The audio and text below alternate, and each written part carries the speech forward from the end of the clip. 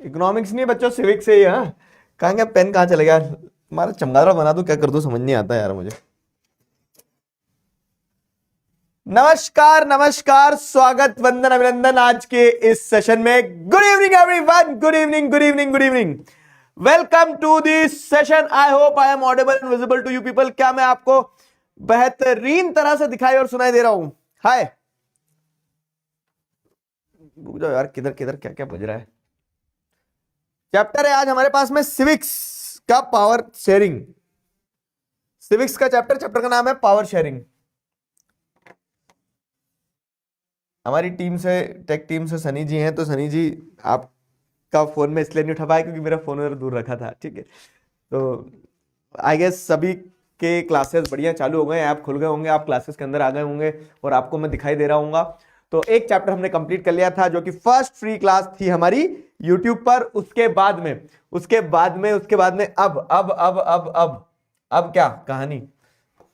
Economics की जगह इसको काट के एक बार सिविक्स कर देना तो यार मुझे, तब मुझे क्या एडीएचडी है ना, थोड़ा सा मन को सुकून मिला कि हाँ सिविक्स। ठीक है, चलो भाई। Am I audible and visible?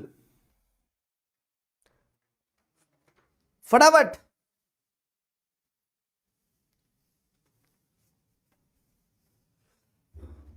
एक बार चैट में सारे बच्चे बताएंगे तेजी से।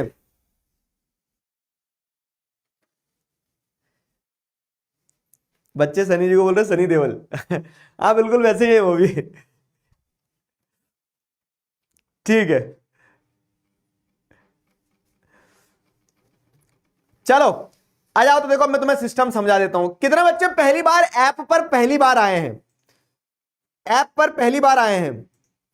सुनो सुनो सुनो सुनो मेरी बात, मजेदार चीज बता रहा हूं। ऐप पर पहली बार आए हैं तो सारे बच्चों को समझना है क्या करना होगा आपको। आपको आपके चैट दिख रहे हैं, अभी एकदम से चैट दिखना आपको बंद हो गया होगा। तो चैट है ना, लॉक अनलॉक होती है। मैं चाहूं तो तुम्हें सबके मैसेज दिखवा सकता हूं, जैसे अभी देखो, अब तुम्हें सबके मैसेज दिख रहे होंगे एक दूसरे के। ठीक है, दोस्ती कर लो सब चैट में। और मैं चाहूं तो तुम्हारी चैट वहीं बंद कर सकता हूं। तो जब मैं पढ़ाऊंगा तो मैं तुम्हारी चैट प्राइवेट रखूंगा, मतलब तुम चैट कर सकते हो, मुझे तुम्हारे मैसेज दिखेंगे लेकिन तुम्हें एक दूसरे के नहीं दिखेंगे, ताकि तुम आपस में क्या करो, दोस्ती ना करो। समझ गए? तो ये चीज होती है एक। दूसरा, अच्छे से पढ़ना। आखिरी में मैं तुम्हें 5 मिनट दूंगा तुम्हारे डाउट वाउट सब पूछने के लिए। बीच बीच में क्वेश्चन देते चलूंगा, तो क्वेश्चन जब दूंगा तब पोल्स आएंगे, तो उन पोल्स में एक्टिवली पार्टिसिपेट करना और सही आंसर देना जो आपको सही आंसर लग रहा हो। ठीक है, डाउट सॉल्विंग सेशन में अपन पीडीएफ डाला करेंगे और उसके हिसाब से, उसके अनुसार अपन क्या करेंगे, डाउट सॉल्व क्या करेंगे। ये भी ठीक है। चलो, every 5th class will be a doubt solving class. तो 5वीं क्लास आने दो, 4 क्लासेस पढ़ने के बाद में 4 चैप्टर जो हो जाएंगे अपने, तो फिर उसका डाउट सॉल्विंग करेंगे अपन। ठीक है। ओहो ओहो, वाह यार, क्लियर। एसएसटी का सिलेबस कवर नहीं हुआ, welcome to the Abhay batch. इसी में अपन सिलेबस ही कवर करेंगे। हर क्लास खत्म होने के बाद में you will have the option to rate and give your feedback. तो रेटिंग देते चलना, फीडबैक देते चलना, कुछ अगर सुधार करना होगा तो उस पर अपन इंप्रूव करते रहेंगे। और एक और चीज, ब्रह्मास्त्र वाला जो केस है, तो देखो काफी सारे बच्चों के ब्रह्मास्त्र पहुंच गया। अभी आपको पढ़ना है, आज अपन 4 तारीख पे, 5 तारीख पे, 4 तारीख पे। ठीक है, पहला ब्रह्मास्त्र का टेस्ट पेपर जो है ना अपना, वो अपन यूज करेंगे 15 तारीख को। तो जिन लोगों के घर अभी नहीं भी आया ना ब्रह्मास्त्र, वो तब तक आ जाएगा। ठीक है, तब तक आ जाएगा। क्लास के बाद का होमवर्क क्या है? हाँ हाँ हाँ, पीडीएफ मिलते चलेंगे। तुम्हें पता है ना, माय कोर्सेज में जाओगे तो वहां सब आ जाएगा, क्लास और नीचे पीडीएफ वगैरह सब कुछ।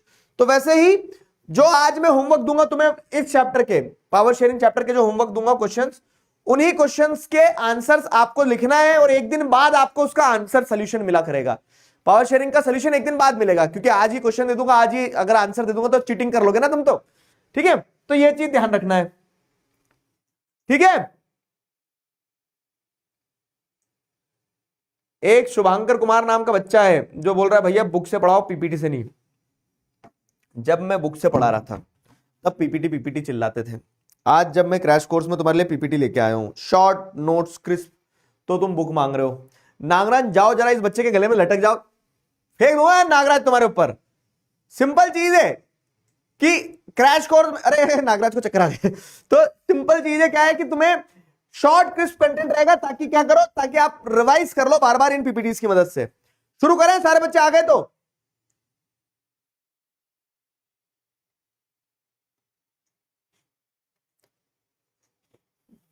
नोट्स भी तुम्हें माय कोर्स वाले सेक्शन में मिल जाएंगे, जहां वीडियो है वहां पे।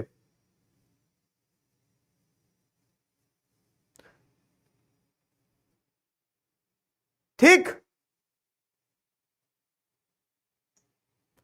चलो चलो भाई शुरू करें।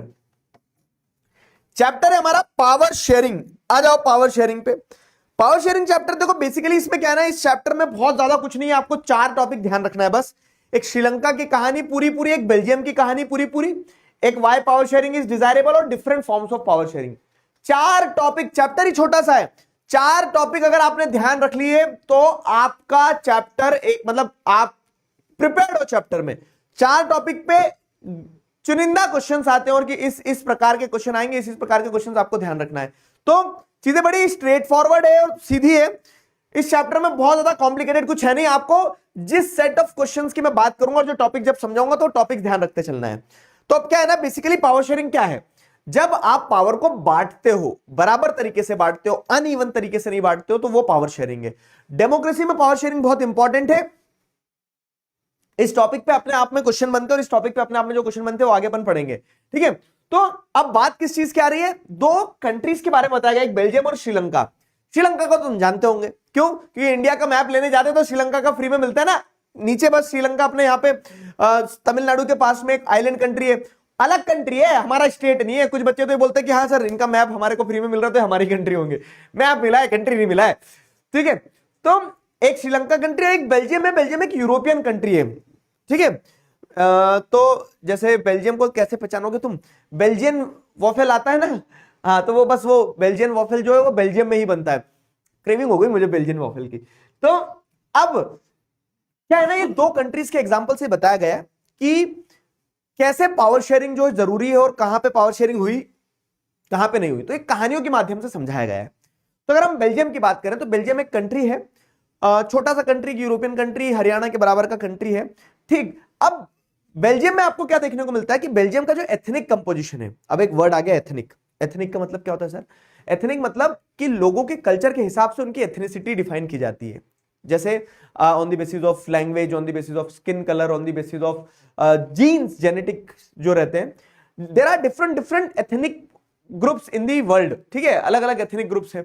तो when people are grouped together on the basis of their shared culture, language, religion, ठीक है, तो they form a ethnic group। तो वैसे अगर आप देखें तो बेल्जियम में जो अलग अलग एथनिक ग्रुप थे, भाषा के आधार पर अलग अलग जो लोग थे, कुछ डच स्पीकर्स थे जो डच लैंग्वेज बोलते थे, कुछ फ्रेंच स्पीकर्स थे जो फ्रेंच भाषा बोलते थे, और कुछ जर्मन लैंग्वेज बोलने वाले ग्रुप थे। तो अब ये क्या ना, एक क्वेश्चन ऐसा बनता है, define the ethnic composition of Belgium. ये यही स्लाइड पे समझ आएगा, define the ethnic composition of Belgium. तो अब बेल्जियम का एथनिक कंपोजिशन, आप क्या लिखेंगे कि बेल्जियम में डिफरेंट डिफरेंट एथनिक ग्रुप्स रहते थे। एक माहौल खुद से बनाना होगा आंसर लिखते समय, और आंसर सिंपल ऐसे जाएगा कि 59% जो बेल्जियम के लोग थे वो डच स्पीकर्स थे, 40% people in Belgium spoke French language and they were French speakers, 1% of the remaining population in German Belgium speaks German language, ठीक है, तो वो जर्मन स्पीकर्स थे। अब ये बेल्जियम को देखोगे ना, तो ये बेल्जियम का मैप दिया गया है। जैसे अगर आप देखेंगे तो ऊपर की तरफ ये जो रीजन है फ्लेमिश रीजन कहा गया है इसे। इस फ्लेमिश रीजन में रहने वाले लोग कौन सी भाषा बोलते थे, डच। नीचे की तरफ ये जो रीजन है, इस रीजन में रहने वाले लोगों को क्या कहा जाता था, इन लोगों को कहा जाता था कि ये लोग फ्रेंच लैंग्वेज बोलने वाले हैं। और ये कौन से रीजन में रहते हैं, वेलोन रीजन में रहते हैं। और 1% पॉपुलेशन जो है वो, ये 1% पॉपुलेशन ये यहां रह रही है जर्मनी से लगी हुई बॉर्डर के पास में। इसलिए वो जैसे बोलते हैं ना कि अगर आप कह सकते हैं क्या चाइना से की बॉर्डर के पास में रहोगे तो चाइनीज लैंग्वेज सीख जाओगे, तो वैसे क्या है, जर्मन लैंग्वेज के वो जर्मन लैंग्वेज बोलने वाला जो क्षेत्र था वो जर्मनी की बॉर्डर से लगा हुआ था, ठीक है। तो वहां पे जो 1% पॉपुलेशन थी वो जर्मन लैंग्वेज बोलती थी। तो ये तो हो गया बेल्जियम कंट्री का एथनिक कंपोजिशन। अब यही बेल्जियम कंट्री का कैपिटल, जैसे अगर अपन देखेंगे, जैसे हमारी कंट्री का कैपिटल दिल्ली है, तो वैसे ये बेल्जियम का कैपिटल क्या है, ब्रसेल्स। तो ये कैपिटल सिटी है। तो पूरी कंट्री का जो कैपिटल सिटी था ना वहां पे, लेकिन कहानी उलट थी। उलट कैसे थी कि अगर आप बात करोगे कहां की, बेल्जियम की, तो बेल्जियम में 80% फ्रेंच लैंग्वेज बोलते थे और 20% जो है डच लैंग्वेज बोलते थे। उल्टा हो गया, समझ आ रहा ना, उल्टा हो गया। यहां पे कैसे उल्टा हो गया कि जो कंट्री में मेजोरिटी में कौन है, 59% डच स्पीकर्स, वो कैपिटल सिटी में माइनॉरिटी में, कैपिटल सिटी में मात्र 20% लोग ही रह रहे हैं वहां डच बोलने वाले।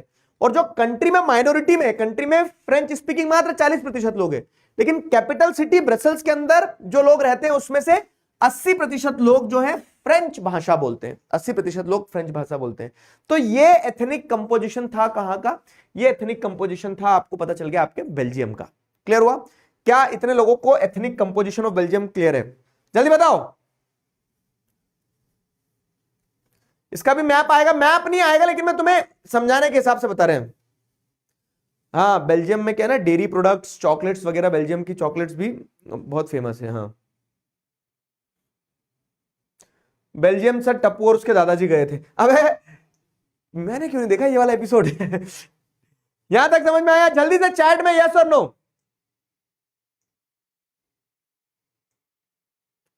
बताओ।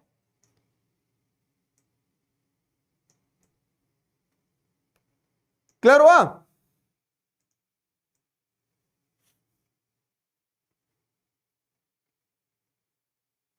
Is that clear?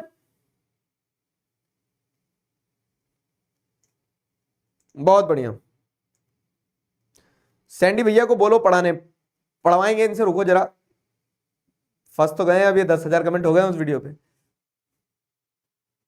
Fielding set है तुम्हारी बेटा।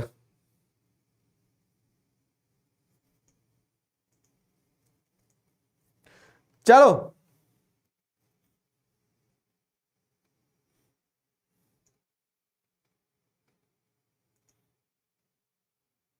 ठीक है। पेरिस गए थे, हाँ, ये पता नहीं कहां बेल्जियम पहुंचा रहा उन्हें। पास पास में ये, लेकिन हो सकता है टप्पू के दादाजी ने बोला चल इतनी दूर आए तो वहां भी चली दे। मैंने वाला शो देखा नहीं है। ठीक है, तो ये हमने एथनिक कंपोजिशन देखा कहां का, बेल्जियम का। अब देखो क्या है, ऐसा ही एक और कंट्री है। क्या है एक और कंट्री? पहले वो कंट्री बताते तो फिर अकोमोडेशन पे आऊंगा। ठीक है, उस कंट्री पे आने से पहले रुक जाओ, अभी उस क्वेश्चन फिर दूंगा। उस कंट्री पे आने से पहले ये देखो कि एक और कंट्री है श्रीलंका, हमारा पड़ोसी देश है। ठीक है, पड़ोसी देश श्रीलंका। इंडिया का मैप लेने जाओ, श्रीलंका का फ्री में मिलता है। जब 2011 के वर्ल्ड कप में, ठीक है, 2019 की याद नहीं आना चाहिए तुम्हें बार बार, नहीं 2019 नहीं, कब की, 19 नवंबर की याद नहीं आना चाहिए।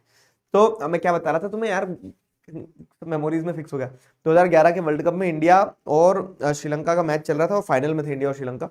तो लोग ऐसा बोलते, ऐसा मीम चल रहा था वहां पे, जोक चल रहे थे उस समय। पता है उस समय पे टेक्स्ट मैसेज वाले जोक ज्यादा चलते थे, मीम्स तो आज की उपज है।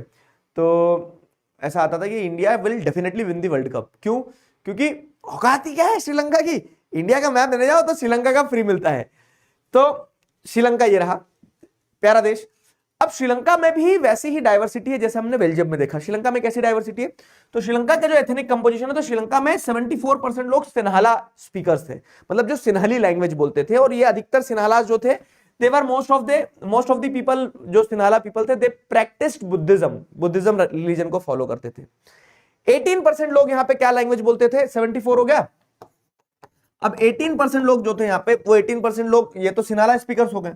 18% जो थे तमिल स्पीकर्स थे। तो 18% लोग क्या भाषा बोलते थे? तमिल लैंग्वेज बोलते थे। 18% तमिल स्पीकिंग पॉपुलेशन थी। अब इस तमिल स्पीकिंग पॉपुलेशन में क्या है, 5% लोग जो थे वो श्रीलंकन, मतलब हाँ, इंडियन तमिल्स थे और 13% श्रीलंकन तमिल्स थे। 18% के अंदर भी दो कॉन्फ़िगरेशन है। 18% लैंग्वेज, 74% पॉपुलेशन जो थी वो सिन्हली भाषा बोलती थी। ठीक है, फिर 18% पॉपुलेशन जो थी वो कौन सी भाषा बोलती थी? इन्ना तमिल। ठीक है, तमिल लैंग्वेज बोलती थी। अब इस 18% में भी एक बाइफर्केशन था। क्या?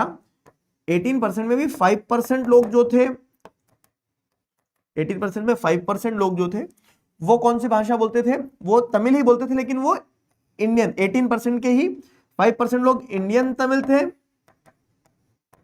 ठीक है, और इस 18% में ही 13% लोग जो थे वो श्रीलंकन तमिल थे। शॉर्ट क्वेश्चंस आ जाते हैं बाबू इस पे, हाँ कैसे शॉर्ट क्वेश्चंस आते हैं अच्छे से समझना कि हु वर श्रीलंकन तमिल्स। अब क्या लिखोगे आप, तो जो तमिल भाषा बोलने वाले लोग थे श्रीलंका के अंदर वो तमिल्स थे, लेकिन कुछ ऐसे थे जिनको है ना इंडिया से पकड़ पकड़ ले जाया गया था श्रीलंका, और श्रीलंका में प्लांटेशन फील्ड पे काम के लिए छोड़ दिया गया था ब्रिटिशर्स के द्वारा। तो वो थे तमिल भाषा बोलने वाले श्रीलंका के लोग, लेकिन वो गए थे इंडिया से, इसीलिए उनको इंडियन तमिल्स कहा गया।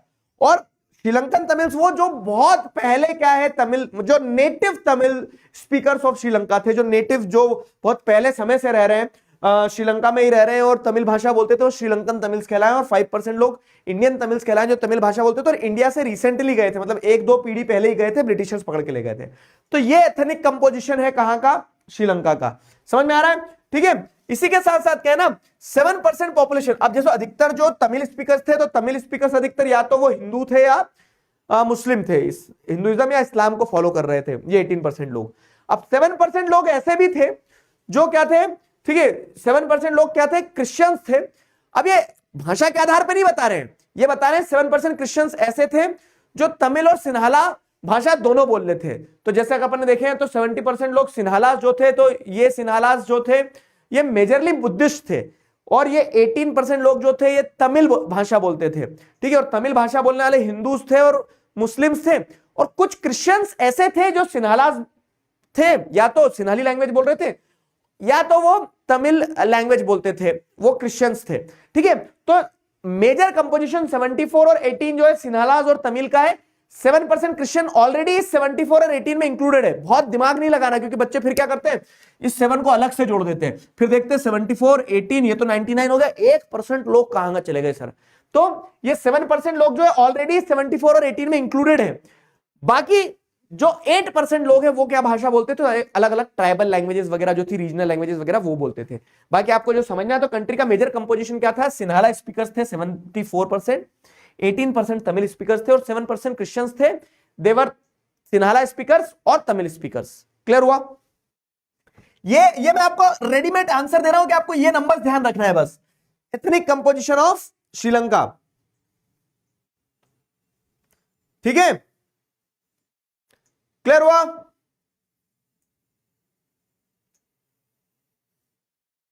प्लीज बता दो, पापा कह रहे हैं बुक तो आई नहीं, पैसे वेस्ट हो गए क्या? नहीं नहीं बाबू बुक आएगी, चिंता ना करो, ठीक है। ये देखो मेरा ब्रह्मास्त्र भी तो आया ना,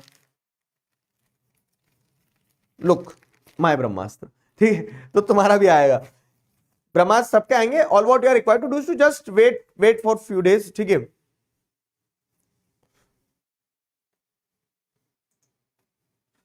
चलो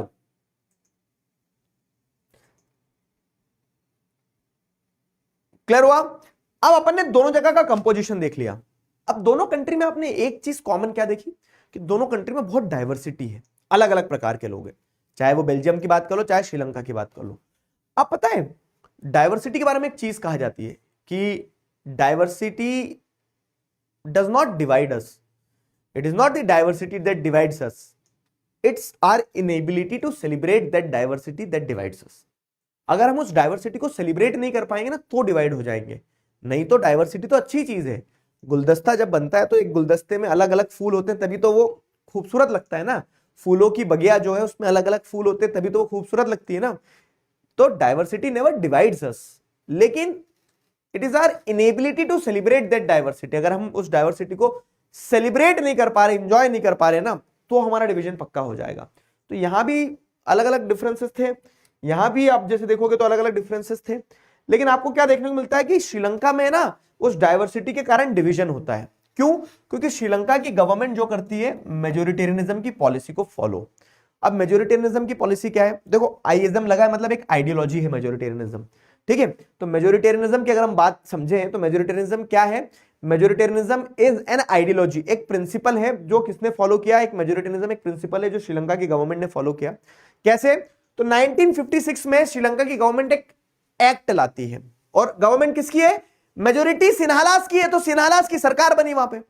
तो 1956 में श्रीलंकन गवर्नमेंट ने एक लॉ लाई, ठीक है, और उस लॉ के चलते they recognised Sinhala as the official language, उन्होंने सिन्हाला लैंग्वेज को एक ऑफिशियल लैंग्वेज का दर्जा दे दिया कि सिन्हली लैंग्वेज जो है, तो सिन्हली लैंग्वेज एक ऑफिशियल लैंग्वेज होगी। अब तमिल लैंग्वेज जो है उसको डिसरिगार्ड कर दिया। देख रहा है विनोद कैसे ये अपने ही पैर पे कुल्हाड़ी मान रहे, क्योंकि अलग अलग लोग हैं तो आपको सबकी सुनना चाहिए थी, पावर शेयर करना चाहिए थी, लेकिन पावर शेयरिंग नहीं हुई है। उसी चीज को अपन समझ रहे हैं यहां पे। तो श्रीलंका की गवर्नमेंट ने मेजोरिटेरियनिज्म की पॉलिसी अडॉप्ट करी। मेजोरिटेरियनिज्म क्या है, डेफिनेशन एक बार याद करवा रहा हूं अभी, देखो कि majoritarianism is a system of government या फिर is a belief where majority government dominates. Sinhalas है मेजोरिटी में, तो majority government dominates disregarding the interest of minorities. Minorities कौन है यहाँ पे, तमिल स्पीकिंग लोग माइनॉरिटीज हैं, तो माइनॉरिटीज के इंटरेस्ट को डिसरिगार्ड कर दिया। और कैसे किया, तो उसका एग्जांपल है कि 1956 में एक एक्ट पास करते हैं, उस एक्ट के चलते क्या है, सिन्हाला लैंग्वेज को as a official language recognise कर लिया और तमिल्स को डिसरिगार्ड कर दिया। और इसके चलते क्या है कि तमिल्स के ना तमिल्स को एडमिशन मिलेगा गवर्नमेंट जॉब में, ना यूनिवर्सिटीज में एडमिशन मिलेगा, and this created a feeling of distrust between both the communities. Answer बता रहा हूं कि what are the problems in Sri Lanka. तो लॉ पास करा, सिन्हाला लैंग्वेज को ऑफिशियल लैंग्वेज डिक्लेयर करा, बुद्धिज्म को स्टेट रिलीजन डिक्लेयर कर दिया। और इन सारी चीजों के चलते क्या, इन सारी चीजों के चलते जो तमिल्स थे ना, दे फेल्ट एलिनिएटेड, उन्हें ऐसा लगा कि यार उनके साथ तो भेदभाव हो रहा है। और इसी एलिनिएशन के चलते क्या है कि दोनों कम्युनिटीज के बीच में एक डिस्ट्रस्ट डेवलप हुआ। और जब डिस्ट्रस्ट डेवलप हुआ तो तमिल्स ने बोलना शुरू कर दिया, लहरे ठीक है मैं तो नहीं रहूं ऐसे देश में। तो तमिल्स ने बोलना शुरू कर दिया हमें ऑटोनॉमी दो, और ऑटोनॉमी छोड़ो, उन्होंने फिर धीरे धीरे क्या बात कर दी कि अब तो हमें इंडिपेंडेंट स्टेट क्रिएट करके दो, हमारा एक अलग कंट्री बना के दो। और जब अब आप हमें एक अलग कंट्री बना के दो, इस तरह की डिमांड उठाना शुरू कर दी तमिल्स ने, तो दिस ठीक है, ये जो कॉल फॉर इंडिपेंडेंट स्टेट था ना, दिस क्या सकते ना, this created a gap between the people of Sri Lanka. ठीक है, तमिल्स और सिन्हालास के बीच में गैप, एक डिस्ट्रस्ट बढ़ता चले गया। अभी जो गैप बढ़ा, ये जो डिस्ट्रस्ट बढ़ा ना, और इसी के चलते क्या हुआ, this led to the civil war. Civil war क्या है, कैप्टन अमेरिका वाला नहीं है सिविल। यहां पे सिविल वॉर का मतलब ये होता है कि जब कंट्री के लोग ही आपस में लड़ने लगते हैं। आ जाओ रिकैप करें। देखो श्रीलंका का अपन ने एथनिक कंपोजिशन देखा, और उस एथनिक कंपोजिशन में हमें ये समझ में आया कि श्रीलंका में डाइवर्सिटी थी।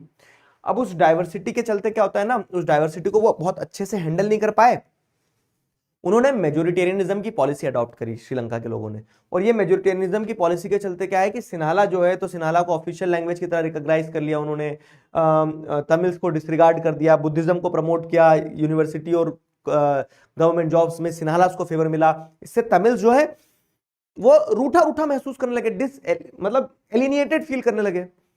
और इसी के चलते क्या है कि दोनों कम्युनिटीज के बीच में डिस्ट्रस्ट डेवलप हुआ, कॉन्फ्लिक्ट्स बढ़े। तमिल्स ने बोलना शुरू कर दिया कि हमें आजाद कर दो, अलग कंट्री बना दो, इंडिपेंडेंट तमिल एलम बना के दो, एलम मतलब घर, एक स्टेट बना के दो तमिल्स का अलग। ठीक है, तमिल्स जैसे अगर आप देखोगे ना, तमिल्स कहां रहते थे, तमिल्स ये वाले पार्ट में रहते थे, ऊपर ऊपर के पार्ट में, तो नदन और ईस्टर्न पार्ट में। तो तमिल्स ने बोल दिया कि हमें यहाँ पे एक अलग कंट्री बना के दो हमारा। ठीक है, और सिन्हालास देना नहीं चाहते थे, सिन्हालास ने अपनी पावर का इस्तेमाल किया और डंडे चलाए उनके ऊपर, and this created a distrust. और इसी के कारण दोनों कंट्रीज क्या होती है, दोनों कम्युनिटीज जो होती है, दोनों कम्युनिटीज के बीच में सिविल वॉर की सिचुएशन होती है। क्या श्रीलंका की मेजोरिटेरियनिज्म की पॉलिसी समझ में आई, जल्दी से बताओ चैट में। अब श्रीलंका की अगर मेजोरिटेरियनिज्म की पॉलिसी समझ में आई है, तो अगला पॉइंट है कि सर बेल्जियम ने क्या किया, डाइवर्सिटी तो बेल्जियम में भी थी। अगर मैं इसको ऐसे एक लाइन में और घुमाऊं, तो श्रीलंका ने पावर शेयर नहीं करी बराबर तरीके से, लेकिन बेल्जियम में आपको क्या देखने को मिलता है कि पावर शेयर होती है। कैसे, अब वो समझना है। क्लियर, परसेंटेज, हाँ परसेंटेज तो ध्यान में रखना रहेगी ना बाबू, क्योंकि क्वेश्चन आएगा तुम्हारा ऐसा, एथनिक कंपोजिशन बताओ बेल्जियम का, श्रीलंका का, तो क्वेश्चन तो आएगा, तो परसेंटेज तो ध्यान रखना पड़ेगी। क्लियर हुआ, बताओ।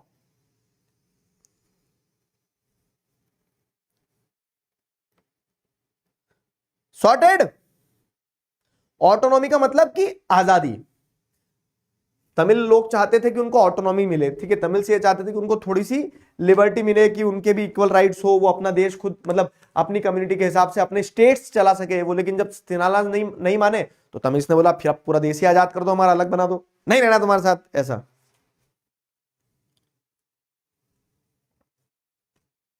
बताओ।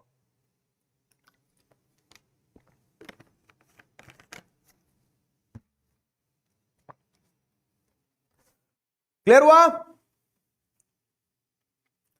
बेल्जियम में भी सिविल वॉर। एलएम मतलब स्टेट होता है बेटा, एलएम मतलब होता है स्टेट, कंट्री। अभी अभी श्रीलंका में देखो, अभी तो श्रीलंका में क्या है ना, अभी तो श्रीलंका अलग दूसरी समस्याओं से जूझ रहा है, लेकिन जो सिविल वॉर वाली सिचुएशन है ना वो श्रीलंका में खत्म हो गई है। अब आ जाओ अकोमोडेशन। तो बेल्जियम में भी डाइवर्सिटी थी, बेल्जियम में भी लोग एक दूसरे को काट मार सकते थे, लेकिन बेल्जियम में ऐसा नहीं हुआ। बेल्जियम की गवर्नमेंट ने क्या किया, बेल्जियम की गवर्नमेंट जैसे आप देखोगे तो 1970 से 1993 के बीच में बेल्जियम की गवर्नमेंट ने क्या किया, 4 चेंजेस इन देयर कॉन्स्टिट्यूशन। और वो 4 चेंजेस इनके कॉन्स्टिट्यूशन में क्या किया उन्होंने, वो यहां पे लिखे हुए। और इन चेंजेस के थ्रू बेल्जियम ने ये इंश्योर किया कि वो अकोमोडेशन कर पाए अपनी कंट्री के अंदर। अकोमोडेशन मतलब क्या है कि जैसे बोलते हैं ना भैया थोड़ा एडजस्ट हो जाओ, थोड़ा अकोमोडेट हो जाओ, तो वही। तो बेल्जियम ने देखा कि डाइवर्सिटी उनके यहां भी थी, लेकिन बेल्जियम ने उस डाइवर्सिटी को फूटने नहीं दिया श्रीलंका की तरह। बेल्जियम ने बहुत प्यार से हैंडल किया चीजों को। जैसे जैसे आप देख रहे हैं कि डच ज्यादा है, फ्रेंच कम है, लेकिन बेल्जियम ने बोल दिया कि जो सरकार बनेगी ना, ऐसा नहीं कि डच लोगों की सरकार बन जाएगी क्योंकि डच मेजोरिटी में। तो बेल्जियम ने सबसे पहली चीज क्या की कि जो सेंट्रल गवर्नमेंट बनेगी, उस सेंट्रल गवर्नमेंट में आपको क्या देखने को मिलेगा, डच और French speaking ministers will be equal. वाह बेल्जियम वाह। बेल्जियम ने दोनों मिनिस्टर्स को, फ्रेंच और डच स्पीकिंग मिनिस्टर्स दोनों को बराबर बराबर रखा, ताकि क्या हो, ताकि दोनों के बीच में कंफ्लिक्ट ना हो किसी भी तरह का। दोनों कम्युनिटीज को ऐसा लगे कि नहीं यार देश मेरा भी है, मेरी कम्युनिटी के लोग भले ही ज्यादा हो या फिर मेरी कम्युनिटी के लोग भले ही कम हो परसेंटेज वाइज, ठीक है। दोनों की सरकार में जो लोग रहेंगे, नंबर ऑफ मिनिस्टर्स जो रहेंगे ना in the central government, the Dutch and French speaking ministers will be equal. तो जिससे क्या होगा, जिससे कभी किसी प्रकार की लड़ाई नहीं होगी, ठीक है। अब power to states, not subordinate to centre. अब जैसे जो स्टेट्स थे, तो बेल्जियम में अगर आप देखेंगे फ्लेमिश रीजन हो गया, वेलून रीजन हो गया, तो एक तो सेंट्रल गवर्नमेंट बनेगी पूरी कंट्री के लिए। तो पूरी कंट्री की जो एक सेंट्रल गवर्नमेंट बनेगी उसमें नंबर ऑफ फ्रेंच और डच स्पीकिंग मिनिस्टर्स बराबर बराबर कर दिए। और एक गवर्नमेंट बनेगी किस चीज की, एक गवर्नमेंट बनेगी ये तो सेंट्रल गवर्नमेंट होगी, एक गवर्नमेंट बनेगी स्टेट लेवल पे। तो स्टेट लेवल की गवर्नमेंट जो है ना, तो स्टेट लेवल की गवर्नमेंट को ये नहीं बोल दिया कि तुम सेंट्रल गवर्नमेंट के अंडर में हो, स्टेट गवर्नमेंट को भी अपना अपना पावर दिया। तो फ्रेंच और डच स्पीकिंग मिनिस्टर्स बराबर रहेंगे, और स्टेट की गवर्नमेंट जो रहेगी वो भी इंडिपेंडेंट रहेगी सेंट्रल गवर्नमेंट की। वो सेंट्रल गवर्नमेंट के सबऑर्डिनेट नहीं है कि सेंट्रल गवर्नमेंट जैसा चाहे वैसा करवा ले। अगर किसी स्टेट में डच स्पीकिंग मिनिस्टर ज्यादा है तो स्टेट के लेवल पे डच के बारे में सोच ले, किसी स्टेट में फ्रेंच स्पीकिंग मिनिस्टर ज्यादा है तो स्टेट गवर्नमेंट वहां के बारे में सोचे। समझ में आया? स्टेट गवर्नमेंट की अपनी पावर होगी, डच और सेंट्रल गवर्नमेंट की अपनी पावर होगी। इससे क्या हुआ, इससे आपको देखने को मिला कि एक और पावर शेयरिंग हो रही है, आपको देखने को मिल रही है गवर्नमेंट के लेवल पे। लोगों के लेवल पे तो पावर शेयरिंग है ही कि फ्रेंच और डच स्पीकिंग मिनिस्टर्स बराबर बराबर रहेंगे सेंट्रल गवर्नमेंट में, लेकिन गवर्नमेंट के लेवल पे भी पावर शेयर हो रही है कि सेंट्रल गवर्नमेंट की अलग पावर रहेगी, स्टेट गवर्नमेंट की अलग पावर रहेगी। स्टेट गवर्नमेंट जो है वो सबऑर्डिनेट नहीं रहेगी सेंट्रल गवर्नमेंट के। तीसरी चीज, अब क्या हो रहा है, जैसे अपन ने देखा कि कंट्री में पावर शेयर कर दी, लेकिन जो कैपिटल सिटी थी, तो कैपिटल सिटी में भी तो ऐसे ही था कि फ्रेंच ज्यादा है डच कम है। कंट्री में डच ज्यादा है फ्रेंच कम है, लेकिन जो कैपिटल सिटी ब्रसेल्स थी वहां पे डच ज्यादा है, फ्रेंच ज्यादा है और डच कम है। तो जो कैपिटल सिटी है ब्रसेल्स, तो Brussels will have a separate government, और जहां पे फ्रेंच और डच स्पीकिंग मिनिस्टर्स यहां भी बराबर होंगे। भाई साहब कंट्री में कहीं कोई भी कम्युनिटी ज्यादा कम हो कोई दिक्कत नहीं है, उन्होंने सिंपल अरेंजमेंट किया कि power sharing should be equal. तो कैपिटल सिटी ब्रसेल्स में भी फ्रेंच और डच स्पीकिंग मिनिस्टर्स बराबर होंगे। दोनों जगह फ्रेंच और डच स्पीकिंग मिनिस्टर्स को क्या कर दिया, बराबर बराबर कर दिया, लड़ाई खत्म। ऐसा अगर तुम्हारे भाई बहन में और तुम में बराबर पावर बांट दी जाए तो बताओ कभी होगी लड़ाई? नहीं ना। लेकिन यही तो नहीं समझ पाते घर वाले। एक बच्चा लिख रहा है कि sir feeling sad for Germans. ये तो मुझे भी लगता है यार, बेचारे जर्मन के बारे में नहीं सोचा जा रहा है। फ्रेंच और डच सोच लिया आपने, वो जो परिवार का सबसे मतलब ऐसा था ना, बड़े बच्चे और छोटे बच्चे पूरा टेंशन रहते, बीच वाला बच्चा जो रहता है उसका क्या तो वो बीच वाला बच्चा यहाँ पे जर्मन स्पीकिंग पॉपुलेशन है, उसके ऊपर ध्यान नहीं दिया जा रहा है ना बाबू। ये सुनो मेरी बात, इन पीपीटी का ऑब्जेक्टिव क्या है ना कि आप रिकैप कर पाओ। तो जो जो क्रक्स है वो क्रक्स तुम्हें पकड़ के रखना है, क्रक्स पकड़ के रखना है कि हाँ 4 पॉइंटर्स है, जैसे इसमें और भी पॉइंट है कि पावर स्टेट जो है तो वो इंडिपेंडेंट रहेंगे सेंट्रल गवर्नमेंट के, वो अपने उससे काम कर सकते हैं, दे आर नॉट सबऑर्डिनेट।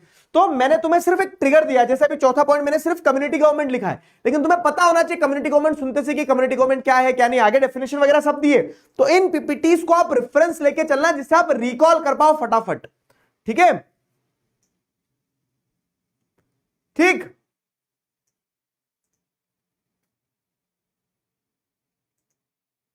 चलो देखो, अभी अभी बीच वाले बच्चे के लिए भी कुछ आएगा।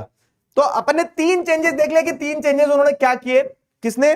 बेल्जियम ने। सबसे पहले सेंट्रल और स्टेट में नंबर ऑफ फ्रेंच और डच स्पीकिंग मिनिस्टर बराबर रहेंगे, ठीक है, सेंट्रल गवर्नमेंट में भी, और स्टेट गवर्नमेंट जो है तो they are not subordinate to the central government, तो स्टेट गवर्नमेंट की अपनी पावर है। कैपिटल सिटी जो है तो कैपिटल सिटी में भी फ्रेंच और डच स्पीकिंग मिनिस्टर्स बराबर रहेंगे। अब तीसरा देखें तो चौथा देखें तो चौथा पॉइंट यहां पे कम्युनिटी गवर्नमेंट का। कम्युनिटी गवर्नमेंट का पॉइंट क्या कहता है समझना अच्छे से। कम्युनिटी गवर्नमेंट का पॉइंट ये कहता है, क्लियर क्लियर क्लियर कट तरीके से समझना, कि एक फ्रेंच कम्युनिटी, एक डच कम्युनिटी, एक जर्मन कम्युनिटी है। अब अगर मान लो कि किसी मिनिस्टर ने, किसी डच स्पीकिंग मिनिस्टर ने फ्रेंच भाषा बोलने वालों की भाषा पे कोई निर्णय ले लिया, है ना? जैसे इसको ऐसे समझो, आपको हिंदू मुस्लिम में ज्यादा बेटर समझ में आएगा, हमारे स्कूल में हमारे कंट्री में वही लड़वाते ना दिखकर। तो अगर मान लो ऐसा बोलते थे कि कोई हिंदू लीडर ने कोई मुस्लिम्स के लिए डिसीजन ले लिया, तो सारे मुस्लिम्स को ऐसा लगेगा कि गलत डिसीजन ले लिया, या फिर किसी मुस्लिम लीडर ने हिंदुओं के लिए गलत मतलब डिसीजन ले लिया, तो हिंदुओं को लगेगा नहीं नहीं ये हमारे बारे में नहीं सोच सकते, इनका धर्म अलग है। तो एक क्या बोल सकते हैं ना, प्री अजम्पशन ऑफ डाउट रहता है कि यार गड़बड़ हो सकती है, प्री अजम्पशन ऑफ डाउट हो सकता है, गड़बड़ हो सकती है, ये प्री अजम्पशन ऑफ डाउट रहता है। तो इसी के चलते क्या है ना, बेल्जियम वालों को समझ में आ रहा था कि यार ये अलग अलग भाषा के लोग हैं, और अगर कोई किसी की कोई दूसरी भाषा बोलने वाला किसी दूसरी भाषा बोलने वाले के लिए निर्णय ले लेगा, मारपीट मच जाएगी, क्या करें क्या करें क्या करें। तो उन्होंने ये बोला, क्या बोला उन्होंने बोला कि अपन एक चौथी फॉर्म ऑफ गवर्नमेंट बनाते हैं। सेंट्रल गवर्नमेंट है, स्टेट गवर्नमेंट है, कैपिटल सिटी की गवर्नमेंट है, वो तो सब है, और we will make another type of government and that is the community government। community government क्या है, आगे डेफिनेशन लिखी है मैंने, आज चिंता मत करना। people belonging to one community will have their own community government, मतलब people belonging to one language group।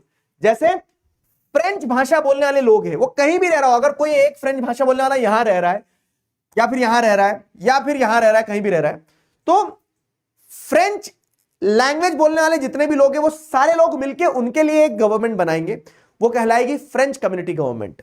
German भाषा बोलने वाले लोग भले यहां रह रहे हो, कोई जर्मन भाषा बोलने वाला मान लो यहां रह रहा होगा, तो जितने भी जर्मन भाषा बोलने वाले लोग हैं ना, उन सब वो सारे लोग वोट करके अपनी एक सरकार बनाएंगे, उसको कहेंगे जर्मन कम्युनिटी गवर्नमेंट।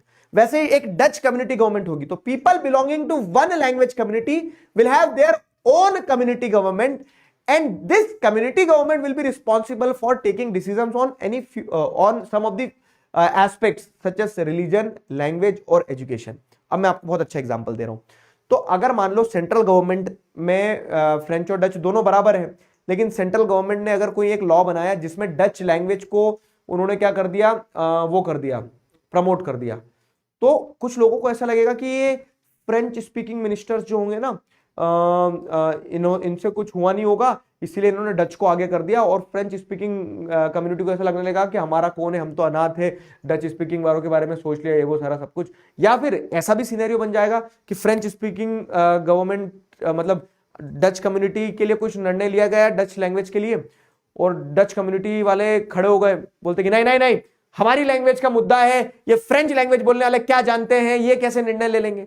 तो पॉसिबिलिटी है कन्फ्लिक्ट्स की, अगर दूसरी भाषा वाले किसी दूसरी भाषा वाले के लिए निर्णय लेंगे तो इस कन्फ्लिक्ट से बचने के लिए बेल्जियम ने दिमाग दौड़ाया कि एक कम्युनिटी गवर्नमेंट बनाओ, कि भैया कम्युनिटी गवर्नमेंट है, French community government, French language बोलने वाले लोगों ने चुनी है, और इस कम्युनिटी गवर्नमेंट का काम होगा कि अगर फ्रेंच भाषा से जुड़ा कोई निर्णय है तो वो वही कम्युनिटी गवर्नमेंट निर्णय लेगी। तो रिलीजन, एजुकेशन और लैंग्वेज, इन 3 मुद्दों पर निर्णय कौन लेगा, कम्युनिटी गवर्नमेंट। क्यों? क्योंकि ये कम्युनिटी सेंसिटिव क्या हो जाएंगे, इश्यूज हो जाएंगे। अगर मान लो एजुकेशन में कुछ बदलना है फ्रेंच लैंग्वेज वालों के लिए, तो वही सरकार बदले ना जो फ्रेंच लैंग्वेज के द्वारा चुनी गई है, समझ गए। तो चौथा चेंज क्या था कि कम्युनिटी गवर्नमेंट बनाई गई कि जहां पे people belonging to one community will have their own community government, people belonging to one language community will have their own community government, ये था। क्लियर हुआ? अब एक क्वेश्चन देता हूं मैं, यहां तक अगर समझ में आया तो बताओ, और समझ में आया तो इस क्वेश्चन का सही आंसर दो। एक पोल आएगा तुम्हारे पास, Belgium took some measures to solve its problem, read the following measures. क्या क्या कम्युनिटी गवर्नमेंट बनाई बेल्जियम ने, मेजोरिटेरियन पॉलिसी अडॉप्ट करी, इक्वल रिप्रेजेंटेशन दिया लैंग्वेज ग्रुप्स का, by providing additional powers to the local government. What do you guys think, इनमें से क्या क्या टास्क किए, बताओ।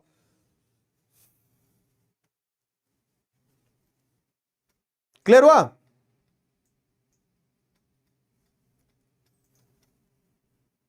सर जेठालाल दिखा दो एक बार, जेठालाल को भी समझ में आ गया है, एक बार देख लो जेठालाल, बता दो इनको समझ में आया ना? ठीक है, क्लियर हुआ?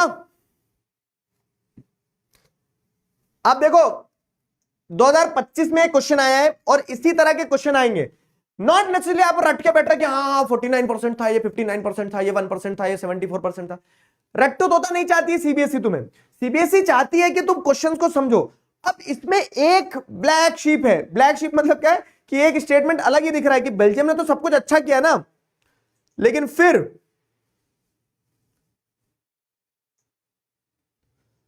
भी आप यहां पे एक लाइन देखेंगे कि फॉलोइंग मेजोरिटेरियन पॉलिसी, तो बेल्जियम ने मेजोरिटेरियनिज्म की पॉलिसी को फॉलो नहीं किया, समझे? 53% बच्चों ने सही सेलेक्ट किया है कि 1, 3 और 4 वाला स्टेटमेंट तो सही है कि बेल्जियम में क्या देखने को मिल रहा है आपको, बेल्जियम में आपको देखने को मिल रहा है कम्युनिटी गवर्नमेंट बनाई, बेल्जियम में आपको ये देखने को मिल रहा है कि सारी चीज सब कुछ सही चला, ठीक है, वहां पे इक्वल रिप्रेजेंटेशन दिया अलग अलग लैंग्वेज ग्रुप को, ठीक है, एडिशनल पावर्स दी लोकल गवर्नमेंट को, ये बात तो सारी सही है, ठीक है, ये बात सारी सही है। लेकिन बेल्जियम ने क्या मेजोरिटेरियनिज्म की पॉलिसी को फॉलो किया? नहीं किया, समझ गए? चलो क्लियर हुआ? ठीक है, एक और पोल दूंगा, एक और। हाँ, श्रीलंकन तमिल्स बुद्धिस्ट थे? नहीं, Tamils were either mostly Muslims और हिंदूज और क्रिश्चियंस थे, ठीक, ये दिया ना यहां पे, देखो जैसे अपन ने पढ़ा भी है। Which of the following group is in majority in Sri Lanka? आ जाओ, एक और पोल दे रहा हूं। अपन ने श्रीलंका का भी कंपोजिशन पढ़ा, श्रीलंका ने मेजोरिटेरिज्म की पॉलिसी फॉलो करी, तो कौन सा ग्रुप मेजोरिटी में था, बताओ कौन सा ग्रुप मेजोरिटी में था? गौरी बिजलवान, अभय वाले बच्चे, आरंभ वाले बच्चे आ गए भाई साहब, नीरज किरण कुमार, शौर्य, नीरज किरण कुमार, शौर्य, गौरी, और उसके बाद में अभिषेक, मानस, स्वास्तिक, सलोनी, श्लोक, शारिक, जप साहिब, ये सारे बच्चे लीडर बोर्ड पे, इनके लिए एक बार जोरदार तालियां हो जाए। Very good. पिछले वाले क्वेश्चन का, अभी वाला क्वेश्चन चल रहा है, इस क्वेश्चन का आंसर लगाओ, लगाओ। समझ में आया ना यहां तक? तो देखो, 2 टॉपिक है, एक बेल्जियम का एक श्रीलंका का, और इसमें 4 क्वेश्चन बन सकते हैं। बेल्जियम का कंपोजिशन, श्रीलंका का कंपोजिशन, ठीक है, बेल्जियम में कैसे अकोमोडेशन हुआ और श्रीलंका में कैसे मेजोरिटेरियनिज्म को फॉलो किया गया। क्लियर हुआ? चलो, अबे तुम लोग सुनो, पिन कोड गलत डालोगे, एड्रेस गलत डालोगे ना, तो ब्रह्मास्त्र ऐसा नहीं है कि तुम्हारे आके गले लग जाएगा कि नहीं नहीं तुमने ऑर्डर किया था मैं तो आ गया। डिलीवरी एड्रेस में अगर दिक्कत होगी ना, तो उस कारण से डिलीवरी फेल हो रही है। बहुत सारे बच्चों को तो पहुंचा भी है ना, तो जिनको पहुंचा है वो कैसे पहुंचा है, जिनको पहुंचा है वो किसी तरीके से तो पहुंचा होगा, ठीक है।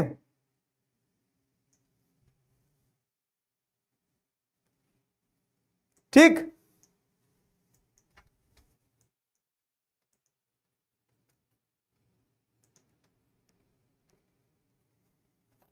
आया समझ में?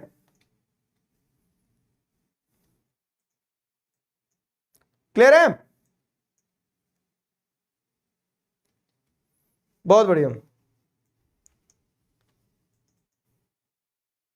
चलो आगे बढ़ते हैं। तो कुल मिला के अगर कंक्लूजन निकाले अपन सारे एनालिसिस करने के बाद में, तो कंक्लूजन ये निकलेगा कि बेल्जियम में पावर शेयरिंग वाव और श्रीलंका में पावर शेयरिंग छी।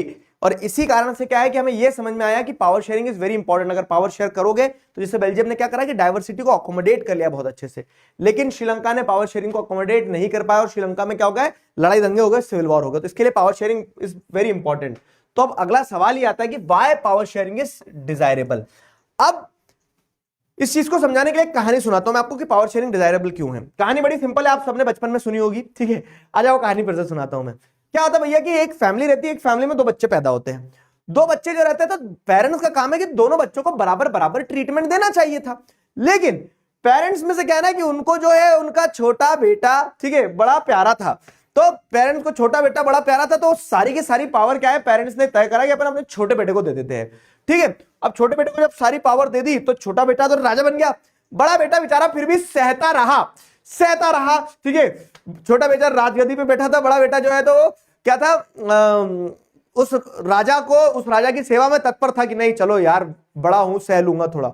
लेकिन बड़ा कब तक सहे, और एक दिन क्या होता है, छोटे और बड़े के बीच में मारधाड़ हो जाती है, ठीक है। एक दिन छोटे और बड़े के बीच में मारधाड़ हो जाती है। तो मैंने ये कहानी चैप्टर समझाने के लिए ढूंढी थी, पता नहीं क्यों इस कहानी पे एक मूवी बन गई, फिर पता नहीं क्यों इस कहानी पे एक मूवी बन गई। तो कुल मिला के आपको क्या समझ में आया कि why power sharing is desirable. तो सिंपल चीज है कि अगर पावर को आप अनइवन तरीके से डिस्ट्रीब्यूट करोगे, किसी एक को फेवर करोगे, तो ऑब्वियस है कि एंड में क्या होगा, लड़ाई होगी ही। और इसी स्क्रिप्ट को चुरा के बाहुबली मूवी बनाई गई थी। समझे कि नहीं समझे? तो सिंपल चीज है, ठीक है, सिंपल चीज है। क्या सिंपल चीज है कि why power sharing is desirable, कि अगर आप पावर शेयर, अब यहीं पे अगर मान लो क्या है कि पापा के साइड में इधर एक और हाथ ऊपर करके बाहुबली को खड़ा कर देते, ठीक है, दोनों बेटे बराबर, ये जो मुकुट था इस मुकुट की जगह दो मुकुट बना देते, दो राजा, एक सीट और यहां लगा देते, ठीक है, ये भी बैठ जाता मेरा भाई, ठीक है, बाहुबली। तो क्या ये आखिरी में लड़ाई लड़ रहे होते? नहीं, आखिरी में लड़ाई नहीं लड़ रहे होते, ये दोनों क्या हो जाते, इनके बीच में दोस्ती हो जाती, ठीक है, आखिरी में दोनों के बीच में दोस्ती हो जाती। लेकिन यहीं से जब आपने पावर को इक्वली शेयर नहीं किया, किसी एक को फेवर किया, तो उस कारण से एट द एंड क्या हुआ, कंफ्लिक्ट हुआ, है ना। तो why power sharing is desirable, तो उसका पहला रीजन ही ये है, प्रूडेंशियल रीजन। मतलब क्या है कि जो आपको दिख रहा है, आपकी आंखों से सामने दिख रहा है कि why power sharing is desirable. तो why power sharing is desirable because it reduces the chances of conflict. अगर आप पावर शेयर कर दोगे तो कंफ्लिक्ट होंगे ही नहीं। सिंपल है, बाहुबली से बाहर निकलो, क्या बाहुबली पे लगे रहते हो। सिंपल है, अगर बाहर आके समझोगे तो power sharing reduces the chances of conflict. How power sharing reduces the chances of conflict, कि अगर पावर शेयर करोगे तो लोग आपस में लड़ेंगे नहीं, लोगों के बीच में पावर शेयर्ड रहेगी। कैसे, वो मैं समझाता हूं। Power sharing reduces the chances of conflict समझाता हूं कि एक सरकार है, अब अगर उस सरकार ने क्या करा, सारे ग्रुप्स को इक्वल पावर देके रखी, तो सारे ग्रुप्स साथ में रहेंगे, सुखी रहेंगे। लेकिन अगर सरकार ने क्या करा कि एक रिलीजन या एक, जैसे सिन्हालास को स्पेशल ट्रीटमेंट दे दिया, तो तमिल्स तो हमेशा गुस्सा दिखाएंगे ना कि हमारी बारी कब आएगी, उस टाइप से। तो वही चीज है कि अगर पावर शेयर होगी तो there will be stability in political order, कोई प्रोटेस्ट नहीं करेगा, देश अच्छे से चलता रहेगा, तो कोई कंफ्लिक्ट नहीं होगा, ठीक है। It prevents the domination of majority by the minority, नहीं, it prevents the domination of majority over, ठीक है, ओवर माइनॉरिटी, ठीक है। कोई भी एक मेजोरिटी ग्रुप जो है, जब अगर पावर सबको दे दी आपने, तो कभी भी मेजोरिटी ग्रुप जो है वो अपनी टेरेनी स्टैब्लिश नहीं करेंगे, वो अत्याचार नहीं करेंगे माइनॉरिटीज के ऊपर, सबके बीच में बराबर पावर रहेगी, ठीक है। तो why power sharing is desirable एक इंपॉर्टेंट क्वेश्चन है और ये आता है एग्जाम में। इसमें आपको दो रीजन लिखना है बस, सिंपल। क्या, पहला रीजन रहेगा प्रूडेंशियल रीजन, दूसरा रहेगा मॉरल रीजन। प्रूडेंशियल रीजन मतलब क्या है कि पावर शेयर करना समझदारी भरा काम है। प्रूडेंशियल मतलब क्या है, समझदारी भरा काम है। क्या समझदारी भरा काम है कि आप जब पावर शेयर करोगे तो ऑब्वियस है कि लड़ाइयां नहीं होगी, जैसे भी कहानी बताई मैंने। अब दूसरा रीजन है पावर शेयरिंग का मॉरल रीजन। मॉरल रीजन क्या है, एक अच्छा एग्जांपल देता हूं। मान लो मैं अगर ये कहूं, क्या नाम है तुम्हारा, प्रशांत यादव, ठीक है, और प्रशांत नाम एक तो इतना कॉमन है कि जहां चैट पर देखो वहां प्रशांत मिल जाता है, ठीक है। तो एक प्रशांत किराड़ भी है हमारे पास, पता है तुम्हें।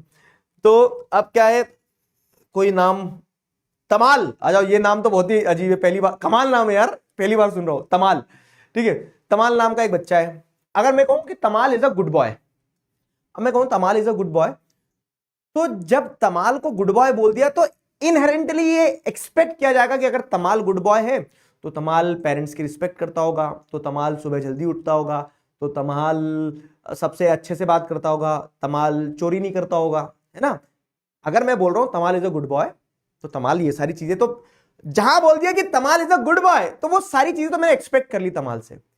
अब वैसे अगर अपन बात करें कि डेमोक्रेसी की अगर बात करें हम, मैं बोल रहा हूं कि democracy is a good government, तो आप एक्सपेक्ट करो कि डेमोक्रेसी में क्या आएगा। डेमोक्रेसी में जब आप डेमोक्रेसी गुड गवर्नमेंट बोलोगे, तो डेमोक्रेसी में आप ये एक्सपेक्ट करने लग जाओगे ना कि अच्छी गवर्नमेंट मतलब वहां इक्वालिटी होगी, सबकी रिस्पेक्ट होगी, सबको पावर मिलेगी, है ना। तो डेमोक्रेसी की अगर बात कर रहे हैं कि अगर डेमोक्रेसी है, डेमोक्रेसी अच्छी गवर्नमेंट है, या फिर डेमोक्रेसी के बारे में कुछ पूछा जा रहा है, बताया जा रहा है, तो ये ऑटोमेटिकली आप एक्सपेक्ट कर लोगे कि डेमोक्रेसी क्या है, कि डेमोक्रेसी में पावर शेयरिंग होगी ही होगी।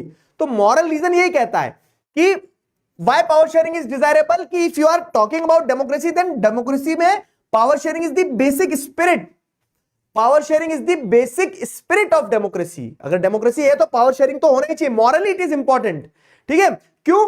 क्योंकि it ensures that all citizens are heard and consulted. तो आप जब एक सरकार चला रहे हो, तो सरकार में जिन लोगों के बारे में निर्णय लिया जा रहा है, जिन लोगों के लिए सोचा जा रहा है, तो उन लोगों के बारे में सुना समझा तो जाएगा ही जाएगा ना। मतलब बहुत बट ऑब्वियस सी चीज हो गई डेमोक्रेसी, बहुत बट ऑब्वियस सी चीज हो गई। It ensures that citizens are heard and consulted, सारे ही लोग जो है उनके बारे में सुना जा रहा है, उनके बारे में समझा जा रहा है। तो ये चीज हो जाएगी। Basic spirit of democracy is that it ensures all citizens are heard and consulted, ठीक है। सारे ही सिटीजंस के बारे में सुना जा रहा है, समझा जा रहा है और बातचीत की जा रही है। तो ये डेमोक्रेसी का एक एसेंशियल फीचर हो जाता है। समझ में आया? बताओ, क्लियर है? क्लियर हुआ? बताओ बताओ, इज दैट क्लियर?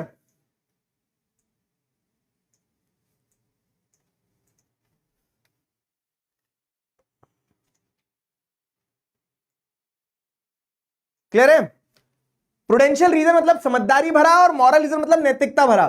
तो why power sharing is desirable, उसके दो रीजन है, एक पावर शेयरिंग का एक मॉरल रीजन है और एक प्रूडेंशियल रीजन है, ठीक है। कि ये बहुत बट ऑब्वियस हो गया कि अगर डेमोक्रेसी है तो पावर शेयरिंग करना ही होगा। और दूसरी चीज, ये बिल्कुल विजिबल है कि आप पावर शेयर कर दोगे तो लोग लड़ेंगे क्यों, चांसेस ऑफ कंफ्लिक्ट रिड्यूस हो जाएंगे, ऐसा। क्लियर हुआ? क्लास मिस हो गई थोड़ी, सुनो मेरी बात। 5 बजे अगर नहीं आए, चिकारा भाई से मिलवाई देता हूं आज तुम्हें, पहली क्लास में जो बच्चा है भाई, फील्डिंग सेट कर दी क्या तुमने चिकारा भाई के सामानों की? अगर तुम क्लास में टाइम से नहीं आओगे तो चिकारा भाई से बुरा कोई नहीं होगा। समझ में आई? रोज आना है, 5 बजे आना है। मैंने आपको क्या कहा था ओरिएंटेशन सेशन में, फर्स्ट फ्री क्लास में, हर चीज में सिर्फ एक बात बोली है कि इंपॉर्टेंट ये कि अब आप कंसिस्टेंट रहो, बस लगातार निरंतरता के साथ पढ़ते चलो, ठीक है। मॉरल रीजन समझ में आ गया?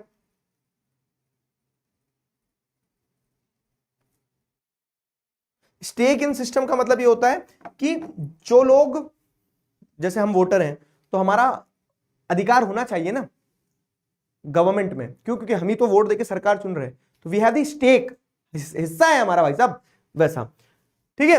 अब जैसे अगर अपन देखें यहाँ पे ये जीप बनाई गई है, जीप में क्या है, 2 स्टीयरिंग लगा दिए गए हैं। बैठे हो कभी वो मेले में जो स्टीयरिंग वाली गाड़ी बिठाते हैं, उसमें आप घुमाते रहो स्टीयरिंग, लेकिन आपके घुमाने से कुछ नहीं होगा, कंट्रोल कहीं और ही रहता है। तो लेकिन इस गाड़ी में अगर कंट्रोल आपके हाथ में ही और आप गाड़ी चला रहे हो और मौका है घुमा दी आपने गाड़ी, मौका आया गाड़ी घुमा दी, इधर वाले ने अगर इधर घुमाई और इधर वाले ने इधर घुमाई, तो जैसे जिप खुलती ना हुडी की, वैसे जिप खुलती चली जाएगी कार की। तो पावर शेयरिंग क्यों डिजायरेबल है, उसके कंटेक्स्ट में यहाँ पे बताया गया है कि ये जर्मनी की टू राइवल पार्टीज थी, मतलब 2 अलग अलग सरकारें जर्मनी में, क्या है ना, ऐसी सरकार बनती थी। ये कार्टून ये दर्शाना चाह रहा है कि जर्मनी में बनती थी, आपने 9th में भी पढ़ के आए हो क्या, जर्मनी में प्रोपोर्शनेट गवर्नमेंट बनती थी, कि जैसे मान लो कि ए पार्टी के मिनिस्टर को अगर 40% वोट मिले और बी पार्टी के मिनिस्टर को 60% वोट मिले, तो 40% मिनिस्टर इनके रहेंगे, 60% मिनिस्टर इनके रहेंगे, और बोल देंगे अब चलाओ सरकार जरा। दोनों दुश्मनों को क्या कर दिया, मतलब वही है कि इन्होंने ओपोनेंट्स को एक ही क्लास में बैठा दिया, एक ही बेंच पे बैठा दिया एक साथ। टीचर्स नहीं होते थे कि ओपोनेंट्स जो है तो एक साथ बैठ जाए एक ही जगह पे, तो वो ओपोनेंट्स को एक साथ बैठा दिया, ठीक है, और बोल दिया कि अब सरकार चलाओ। तो ये बड़ी दिक्कत होगी। कैसे? क्यों? क्योंकि 2 डिफरेंट राइवल पार्टीज के बीच में अगर आप पावर शेयर करोगे और दोनों को बोल दो कि सरकार चलाओ, और दोनों डिफरेंट पोल्स है, अगर दोनों अलग अलग डायरेक्शन में जाएंगे, तो दिस में क्रिएट प्रॉब्लम, ठीक है। इस कारण से दिक्कतें हो सकती है, और वही दिक्कत यहाँ पे बताई गई है, ठीक है, वही दिक्कत यहाँ पे बताई गई इस कार्टून में। क्लियर हुआ? जय बाहुबली। अब पावर शेयरिंग क्यों डिजायरेबल ये समझ लिया अपन ने। उसके बाद अगर आगे बढ़े तो अगला टॉपिक है read the arguments given in the favour of power sharing and choose the correct option. It reduces the likelihood of bias, power share करने से barricades the decision making process, accommodates diversity, increases the participation of people in power. क्या लगता है तुम्हें इसमें क्या क्या सही होंगे, बताओ जल्दी बताओ। स्कूल से घर पहुंचने में 5-15 हो जाती है, कोई सोल्यूशन दो। मॉरल नहीं समझ में आया, एक बार मॉरल फिर बता देता हूं। देखो मॉरल में है ना, सिंपल चीज है कि पावर शेयरिंग जो है इसलिए जरूरी है क्योंकि अगर आप डेमोक्रेसी की बात करो तो power sharing is the very spirit of democracy. जैसे मैं अगर बोल रहा हूं कि मैं एक अच्छा व्यक्ति हूं, लेकिन मैं क्या कर रहा हूं कि मैं अपने पेरेंट्स की रिस्पेक्ट नहीं करता हूं, तो फिर मैं अच्छा तो कहला ही नहीं ना, तो फिर तो मेरा अच्छा होना ही गलत हो गया, झूठ है। ठीक है, तो वही चीज है कि when you are talking about democracy, तो डेमोक्रेसी में पावर शेयरिंग तो होना ही चाहिए। तो this is the morally, this is a moral responsibility of a democratic government. क्या क्या मॉरल रिस्पॉन्सिबिलिटी डेमोक्रेटिक गवर्नमेंट की कि आपको पावर शेयर करना ही होगा। ठीक है, if you are not sharing power then तो बात ही खत्म है, देन तो बात ही खत्म है। ठीक है, तो power sharing is the basic responsibility. ऐसा डेमोक्रेसी है तो डेमोक्रेसी में पावर शेयर होना ही चाहिए। क्लियर है? चैट तुम्हें नहीं दिखेगी बेटा क्योंकि चैट मैंने बंद करके रखी है। अच्छा मैंने इसका पोल नहीं दिया यार, सॉरी, अब तो लेट ही हो गए। अब देखो क्या है इसका राइट आंसर होगा, इसका राइट आंसर होगा 1, 3, 4, क्योंकि सेकंड वाला पॉइंट गलत है।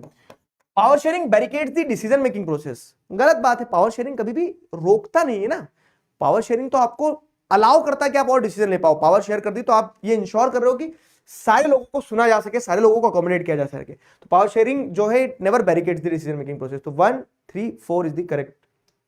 क्लियर? आ जाओ, लास्ट टॉपिक है फॉर्म्स ऑफ पावर शेयरिंग। पोल मैंने दिया ही नहीं। पिछले वाले पोल का लीडर बोर्ड देखें, गौरी बिजलवान, सूरज वर्मा, यश जोशी, दशमीत, बरखा राज, रितेश, सुभी गुप्ता, इशिता, मनन खान और नीतीश बेहरा। वाह यार, पिछले वाले क्वेश्चन में ये सारे बच्चे थे लीडर बोर्ड पे। चलो, ठंड नहीं लग रही क्या भाई? क्या बोलते हैं ना कि वो एक व्यक्ति का कल मेरे पास फोन आया शाम में, वो कह रहा था कि आपने मुझे स्वेटर नहीं पहुंचाई और मेरे ऊपर इंजाम डाल दिया। तो मैंने बोला कि यार मैं क्या करूं, तुम लेके नहीं गए, तुम ही थे ना कल 10th क्लास में जो बुलवा रहे थे किसी से। तो इसके लिए मैंने सोचा कि मैं भी आज स्वेटर ना पहनूं ताकि लोगों को लगे कि मेरे पास भी नहीं है, है ना? देखा?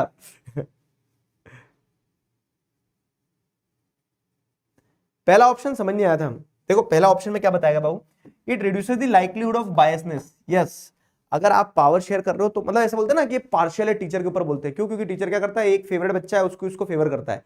ठीक है, तो अपन बोलते हैं कि टीचर बायस है, बायस्ड है। तो वैसे क्या है, अगर आप पावर शेयर कर दोगे ना, आप सबको बराबर पावर दो, तो कोई ये नहीं बोलेगा, आपके ऊपर इंजाम नहीं लगाएगा कि यार आप तो वो हो, बायस्ड हो, आप इसको फेवर कर रहे हो या उसको नहीं कर रहे हो। ठीक है, it reduces the likelihood of बायस। ठीक, चलो क्लियर हुआ? आ जाओ आगे। Among different organs of government, horizontal form of power sharing such as the executive, judiciary and legislature. ठीक है, तो among different levels of the government, among social groups and among political parties, pressure groups and movements. अब ये 4 point दिए गए हैं, अच्छे से समझना। ये 4 पॉइंट पे एक क्वेश्चन भी बनता है और 4 क्वेश्चन भी बनते हैं। बड़ा क्वेश्चन अगर अपन देखें और टॉपिक को देखें तो टॉपिक क्या है, what are the different forms of power sharing. हमने ये तो समझ लिया, क्या समझ लिया कि बेल्जियम की कहानी क्या है, श्रीलंका की कहानी क्या है। हमने ये देख लिया कि why power sharing is desirable, क्योंकि उसका एक मॉरल रीजन है, एक प्रूडेंशियल रीजन है। अपने को समझ में आया पावर शेयरिंग से चांसेस ऑफ कंफ्लिक्ट रिड्यूस हो जाएंगे, सब लोग प्यार मोहब्बत से रहेंगे। और हमें ये भी समझ में आ गया कि जब पावर शेयर कर दोगे तो थिंग्स विल गो गुड। ठीक है, चीजें सही चलती रहेगी, बढ़िया चलती रहेगी, क्योंकि अगर आप डेमोक्रेसी हो तो power sharing is very spirit of democracy. ये सब कुछ आपने समझ लिया।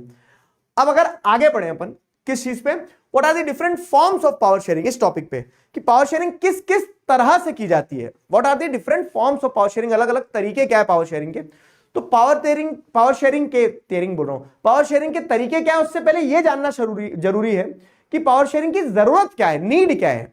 ठीक है, तो देखो पहले क्या होता था, पहले मोनार्की थी। तो मोनार्की में ऐसा होता था, ठीक है, जैसे अगर अपन दिखे यहां पे तो earlier earlier there was the monarchial form of government, ठीक है, मोनार्कियल सिस्टम चलता था।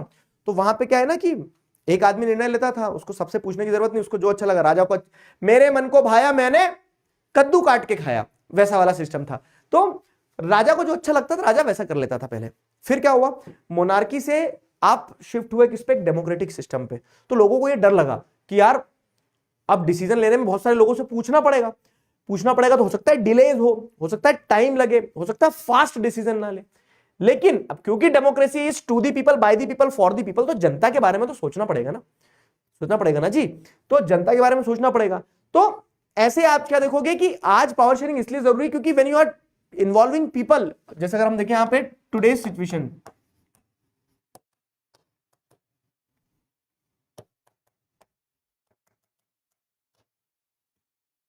अगर आज की सिचुएशन को समझे तो इट इज वेरी एसेंशियल, क्या आज की सिचुएशन को समझे तो ये बहुत एसेंशियल हो गया, बहुत इंपॉर्टेंट हो गया कि हमें लोगों को तो इन्वॉल्व करना ही पड़ेगा ना, लोगों को तो हमें इन्वॉल्व करना ही पड़ेगा। Democracy is all about to the people, by the people, for the people. तो इसीलिए पावर शेयरिंग एसेंशियल है, क्योंकि पहले काम चल जाता था, क्योंकि पहले मोनार्की थी, वो राजा किसी के लिए आंसरेबल नहीं होता। लेकिन क्योंकि आज डेमोक्रेटिक सिस्टम है, तो डेमोक्रेटिक सिस्टम में आपको लोग है तो लोगों को पावर देना ही पड़ेगी। अब लोगों को पावर आप अलग अलग तरह से देते हैं, तो वो 4 फॉर्म ऑफ पावर शेयरिंग यहां पे बताया गया है आपको। पहला फॉर्म ऑफ पावर शेयरिंग जो है, power is shared among different organs of the government. दूसरा फॉर्म ऑफ पावर शेयरिंग आपको बताया गया है क्या, कि power is shared at different levels of the government. तीसरा फॉर्म ऑफ पावर शेयरिंग आपको दिया गया है यहां पे कि power is shared among different social groups. और चौथा फॉर्म ऑफ पावर शेयरिंग आपको दिया गया है, क्या है, चौथा फॉर्म ऑफ पावर शेयरिंग दिया गया है, power shared among different political parties. अलग अलग पॉलिटिकल पार्टीज, प्रेशर ग्रुप्स और मूवमेंट्स के बीच में पावर शेयर होती है, ठीक है। 4 फॉर्म ऑफ पावर शेयरिंग के बारे में यहां पे बताया गया है। क्लियर है? अब ये चारों फॉर्म ऑफ पावर शेयरिंग समझेंगे अपन। 5 वाली क्लास में थोड़ा दिक्कत है सर, जो बच्चे स्कूल सेकंड टाइम में आते उनके लिए, ठीक है। यहां तक समझ में आया? तो अब मैं तुम्हें जो बता रहा हूं ना कि एक क्वेश्चन एग्जाम में बड़ा क्वेश्चन आता है कि what are the different forms of power sharing, तो 1 2 3 4 ऐसा आंसर लिख दो, नंबर कट जाए तो मूछे कटवा देना मेरी, ठीक है।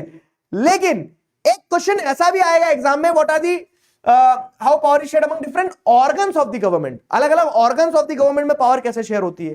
तो अब ऑर्गन्स ऑफ द गवर्नमेंट क्या है, लंग, किडनी, हार्ट? नहीं, ऑर्गन्स ऑफ द गवर्नमेंट सरकार क्या है, मोदी जी। मोदी जी नहीं है सरकार। सरकार जो है एक पूरा का पूरा इंफ्रास्ट्रक्चर है ना। कैसे, तो सरकार में कुछ लोग होंगे लॉ बनाने वाले, कुछ लोग होंगे लॉ को एग्जीक्यूट करने वाले, कुछ लोग सरकार में आपको देखने मिलता है जैसे जजेस होते हैं जो कानून की रक्षा करते हैं, जुडिशरी होती है। तो अगर हम बात करें what are the different forms of power sharing, तो पहला फॉर्म ऑफ पावर शेयरिंग है among different organs of the government. जो अलग अलग ऑर्गन्स हैं सरकार के, वो एक ऑर्गन्स ऑफ द गवर्नमेंट वाला टॉपिक वो आ गया। तो ऑर्गन्स ऑफ द गवर्नमेंट आपको क्या देखने मिलता है कि पावर शेयर होती है, एक होती है horizontal form of power sharing, ठीक है। हॉरिजॉन्टल मतलब ये वर्टिकल होता है, एक होता है horizontal form of power sharing जिसमें अलग अलग ऑर्गन क्या है, जैसे एग्जीक्यूटिव, जुडिशरी एंड लेजिस्लेचर। तो एग्जीक्यूटिव, जुडिशरी और लेजिस्लेचर के बीच में पावर को आप शेयर कर रहे हैं, वो horizontal form of power sharing कहलाता है, ठीक है। इससे क्या होता है ना कि एग्जीक्यूटिव्स में जैसे कौन आ गए, प्राइम मिनिस्टर वगैरह सब आ गए। लेजिस्लेचर्स में कौन आ गए, मेंबर ऑफ पार्लियामेंट वगैरह, एमपीज वगैरह आ गए लेजिस्लेचर में। जुडिशरी में जजेस वगैरह आ गए। तो ये तीनों लोग हैं, तीनों लोगों के अलग अलग काम है। अब आपने अलग अलग काम दे दिया, मतलब आपने पावर को शेयर कर दिया। मतलब कोई भी एक ऑर्गन ऑफ गवर्नमेंट बड़ा या आगे नहीं है, सारे organ of government at the same level placed है, ठीक है। Executive, judiciary and legislature. बस क्या है ना कि इनके काम को आपने बांट दिया। You have shared their works, you have shared their powers. Executives will execute the laws, legislature will make the laws, judiciary will uphold the laws, कि कानून सही चल रहा है या नहीं चल रहा है। तो ऐसे एग्जीक्यूटिव, लेजिस्लेचर और जुडिशरी, ये 3 ऑर्गन्स हैं। अब ये 3 ऑर्गन्स में जब आप हॉरिजॉन्टल लेवल पे पावर शेयरिंग करते हो तो this is called horizontal form of power sharing, and this ensures that no one organ has unlimited power, ठीक है। ये इंश्योर करता है कि कोई भी एक लेवल ऑफ गवर्नमेंट के पास में अनलिमिटेड पावर ना हो, ठीक है। किसी भी एक लेवल ऑफ गवर्नमेंट के पास में अनलिमिटेड पावर ना हो। All the level of government जो है वो सारे लेवल ऑफ गवर्नमेंट जो है इक्वल पावर एंजॉय करें। चेक्स एंड बैलेंस का सिस्टम बनता है कि अगर मान लो लेजिस्लेचर ज्यादा आगे बढ़ रहा है तो जुडिशरी थांबा, ठीक है। जुडिशरी क्या करती है, लेजिस्लेचर पे चेक लगाती है कि तुम सही कानून बनाओ, कुछ भी ना बना दो। एग्जीक्यूटिव अगर मान लो कि हवा में उड़ रहे हैं तो लेजिस्लेचर ये बोल सकते ठीक है, कि बनाओ तेरे लिए कानून, हवा में उड़ रहा है ज्यादा, ठीक है। तो इस तरह से क्या होता है ना कि एक ऑर्गन दूसरे ऑर्गन को चेक करता है और बैलेंस ऑफ पावर बना रहता है। तो एक फॉर्म ऑफ पावर शेयरिंग तो यह है कि आप डिफरेंट ऑर्गन्स ऑफ गवर्नमेंट में पावर शेयर कर रहे हो। समझ में आया? सर नॉन अटेंडिंग स्टूडेंट्स के लिए भी एक दिन क्लास करो ना प्लीज, है ये क्या चल रहा है? क्लियर हुआ? कल फील्डिंग सेट है सर, पीटीएम है। क्लियर हुआ? बताओ। चलो, कौन से ऑर्गन में ज्यादा पावर होती है? बाइसेप्स में नहीं। कौन से ऑर्गन में ज्यादा पावर होती है इसका मतलब यह है कि तीनों ही ऑर्गन ऑफ गवर्नमेंट जो ना वो इक्वल लेवल पे है, कोई भी आगे या पीछे नहीं। All the three levels of government are having equal power. तो एग्जीक्यूटिव, जुडिशियरी, लेजिस्लेचर तीनों में बराबर बराबर पावर होती है, समझे? वो है। अब दूसरा आता है अमंग डिफरेंट लेवल्स। लेवल्स क्या है? लेवल सबके निकलेंगे, हाँ वैसे ही। तो लेवल कैसे निकलेंगे? जैसे वो एमएलएम वाले जो रहते हैं ना कि पता नहीं कौन कौन से लेवल होते हैं, diamond level, platinum level, gold level और सिल्वर लेवल, उनके बहुत सारे लेवल होते हैं। तो वो लेवल क्या है? लेवल ये दर्शाता है कि एक हायरार्की है। Level always shows a hierarchy. तो जैसे अगर आप देखेंगे different levels of the government, तो जैसे आप देखेंगे सेंट्रल लेवल पे एक गवर्नमेंट रहती है ना, एक स्टेट लेवल पे गवर्नमेंट रहती है, एक लोकल लेवल पे गवर्नमेंट रहती है। तो ऐसे ये लेवल हो गए। तो आप क्या करते हो कि सेंट्रल लेवल को पावर देते हो कि कंट्री के लेवल पे कुछ कुछ निर्णय लेती है। स्टेट लेवल को आप पावर देते हो कि स्टेट के लेवल पे कुछ कुछ डिसीजन लेगी वो, तो स्टेट लेवल की गवर्नमेंट होगी। लोकल लेवल पे गवर्नमेंट रहती है जो अपने डिस्ट्रिक्ट और लोकल लेवल पे निर्णय लेती है। तो सेंट्रल, स्टेट और लोकल ऐसे लेवल्स ऑफ गवर्नमेंट है। ये समझ में आ गया? These are the different levels of government. तो अब इनके बीच में भी पावर शेयर हो रही है। तो ये क्या हो गया? ये अगर ये हॉरिजॉन्टल है तो ये वर्टिकल होता है ना, हॉरिजॉन्टल और वर्टिकल ऐसे समझ में आ गया। तो अब अगर हम बात करें तो vertical form of power sharing है। तो vertical form of power sharing क्या है? तो power is shared between central, state and local government bodies. This ensures federal division of power. और इसी में आपको क्या देखने को मिलता है कि जब आप central government, state government, local government सबको पावर दे रहे हो तो आप फेडरलिज्म को प्रैक्टिस कर रहे हो। अगेन अब आपके दिमाग में चमक गया होगा फेडरलिज्म क्या है। तो when power is shared between central, state and local government, this is known as federalism. Federalism पे अपने आप में एक चैप्टर है जो अपन सेकंड चैप्टर में पढ़ेंगे, है ना। सेकंड चैप्टर फेडरलिज्म ही है। तो बेसिकली ये vertical form of power sharing है जिससे आप फेडरलिज्म को इंश्योर कर रहे हो, जिससे आप ये इंश्योर कर रहे हो कि अलग अलग लेवल ऑफ गवर्नमेंट जो सबके पास पावर हो। ये second form of power sharing हो गया। अब third form of power sharing क्या है? Among different social groups. Social group मतलब क्या होता है? सोशल ग्रुप मतलब समाज के लोग, ठीक है। समाज, सोशल मतलब समाज के लोग, समाज के लोग। समाज के लोग मतलब क्या है कि ऐसा नहीं कि यादव, ब्राह्मण, राजपूत, जाट, गुर्जर वाली समाज है, नहीं। समाज मतलब सोसाइटी, सोसाइटी के लोग। तो आप जैसे देखोगे तो बेल्जियम का एग्जांपल लेते हैं कि बेल्जियम की जो सोसाइटी थी उस सोसाइटी में क्या था? बेल्जियम की सोसाइटी में फ्रेंच थे, डच थे, अलग अलग लोग थे। तो आपने फ्रेंच सोसाइटी के लोगों के लिए एक फ्रेंच कम्युनिटी गवर्नमेंट बना दी, डच सोसाइटी के लोगों के लिए एक डच कम्युनिटी गवर्नमेंट बना दी। समझ में आ रही है मेरी बात? तो इससे क्या हो गया ना, आपने सोसाइटी के अलग अलग ग्रुप्स के बीच में पावर दे दी। भैया तुम्हारे लैंग्वेज, रिलीजन और एजुकेशन से जुड़े मुद्दों पे तुम निर्णय लेते रहो, ठीक है। हाँ तो तुम्हें निर्णय लो, ऐसा बोल दिया कि तुम तो तुम्हारा निर्णय खुद ही लो, हमें कुछ लेना देना नहीं है वैसा। तो वही चीज यहां पे बताई गई है कि जब आप डिफरेंट डिफरेंट सोशल ग्रुप्स के बीच में पावर शेयर करो तो ये भी एक तरीका है पावर शेयरिंग का।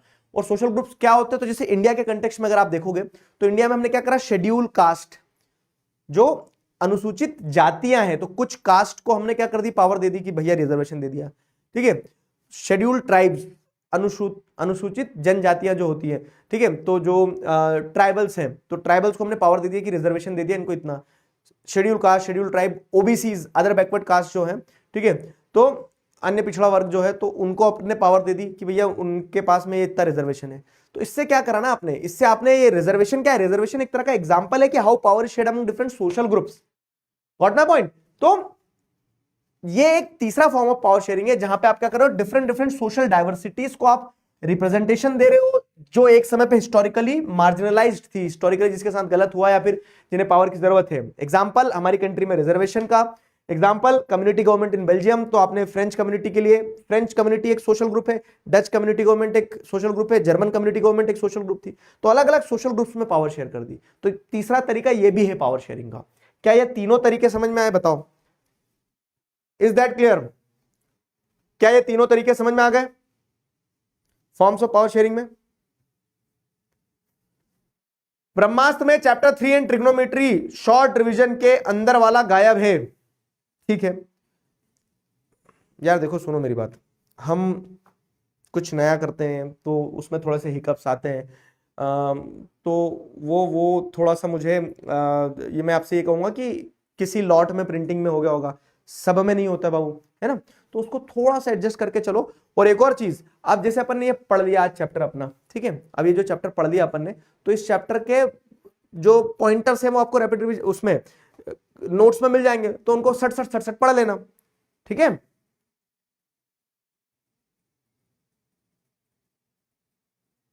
प्लीज पढ़ो सर, रैंक 1 मेरी आएगी, आईमेक तैयार रखना, शोभित सर ने बोला था तब गड़बड़ कर दी सर ने, रैंक 1 मेरी आने वाली है, देखते हैं मिलते हैं फाइनल्स में, जय हिंद। और रिश्तेदारों को लगे चिंगारी ये, ठीक है Ayush Rana, all the best, ठीक है, बेस्ट ऑफ लक, रैंक 1 लाना है, ये मोटिवेशन बनाए रखना आखिरी तक। क्लियर हो गया?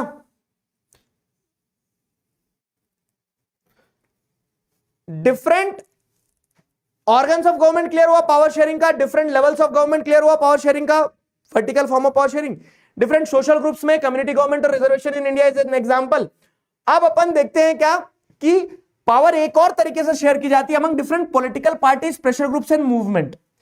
अब देखो क्या है, मैं तुम्हें पॉलिटिकल पार्टीज का एग्जांपल देता हूं। चुनाव हुए भैया, ठीक है, चुनाव हुए 100 सीट पे, उदाहरण के तौर पे चुनाव हुए 100 सीट पे। अब सरकार बनाने के लिए कितनी सीट चाहिए? 51 सीट चाहिए, है ना, 51 मिनिमम। लेकिन 4-5 पार्टी लड़ी थी, तो एक पार्टी को 20 सीट मिली, एक पार्टी को 30 सीट मिली, एक पार्टी को 15 सीट मिली, एक पार्टी को क्या बोल सकते हैं, कितना बच रहा है, 35 सीट मिली। तो अब सरकार कौन बनाएगा? सरकार कौन बनाएगा? सरकार बनाना बड़ा कठिन है। तो ये 20 और 35 वाली पार्टी ने दोस्ती कर ली कि आओ हैप्पी फ्रेंडशिप डे बना ले। तो अब इन्होंने दोनों ने जब दोस्ती कर ली, तो दोस्ती करने के बाद इनकी सरकार बन जाएगी। लेकिन एक चीज ध्यान रखना, ये बोलेगा हमारी पार्टी से प्राइम मिनिस्टर बनेगा, तुम्हारी पार्टी से प्राइम मिनिस्टर बनेगा, तय कैसे करेंगे? तो ये अपने आप में पावर शेयर करते हैं, बोलते हैं कि 2 मिनिस्टर मेरे, 2 मिनिस्टर तेरे, एक प्राइम मिनिस्टर मेरा, एक डेप्यूटी प्राइम मिनिस्टर तेरा, ठीक है। तो इस तरह से प्रेम भाव से उन्होंने क्या करा, पावर बांट ली अपने बीच में। तो यहां आपको एक एग्जांपल दिया मैंने, और उस एग्जांपल से ये समझाना चाह रहा हूं मैं कि एक और तरीका है पावर शेयरिंग का, जब पावर शेयर होती है डिफरेंट डिफरेंट पॉलिटिकल पार्टीज में। क्यों? क्योंकि when a single party does not gets the majority, multiple parties come together and form the government. और इस तरह की सरकार जो बनती है, सरकार को क्या कहते हैं?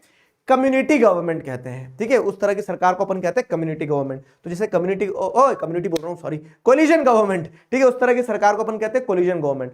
तो this ensures that multiplicity of views, ठीक है, जो अलग अलग तरह के व्यूज हैं, अलग अलग तरह के ओपिनियंस है ना, मल्टीप्लिसिटी ऑफ व्यूज, तो वो मल्टीपल व्यूज को आप क्या कर पाओ, अकोमोडेट कर पाओ, मल्टीप्लिसिटी ऑफ व्यूज जो है उसको अकोमोडेट कर पाओ। ये आपको क्या दर्शाता है? ये एक एग्जांपल दर्शाता है और बताता है कि हाँ, इससे आप क्या कर सकते हो, इस जब मल्टीपल अलग अलग ओपिनियन वाले लोग जो है उनको अगर आप पावर दे दोगे, तो मल्टीप्लिसिटी ऑफ व्यूज जो है वो आप अकोमोडेट कर लिया आपने, ठीक है। तो this ensures multiplicity of views are accommodated together. तो एक ये तरीका हो गया कि आप जब अलग अलग ग्रुप्स जो हैं, वो पॉलिटिकल पार्टीज हो सकते हैं, प्रेशर ग्रुप्स हो सकते हैं, मूवमेंट्स हो सकते हैं। जैसे प्रेशर ग्रुप्स की अगर बात करूं, तो ट्रेडर्स जो हैं, तो ट्रेडर्स के पास में पावर रहती है क्या कि अगर मान लो सरकार ने कुछ लॉ लाई है ट्रेडिंग से जुड़ा हुआ, तो वो ट्रेडर्स क्या कर सकते हैं, सरकार के अगेंस्ट में प्रेशर बना सकते हैं। जिसका एग्जांपल देता हूं मैं, क्लासिकल एग्जांपल, फार्मर्स प्रोटेस्ट जो था, तो सरकार ने कानून लाई कृषि से जुड़े हुए, ठीक है, एग्रीकल्चर सेक्टर से जुड़े हुए कानून लेके आई सरकार ने।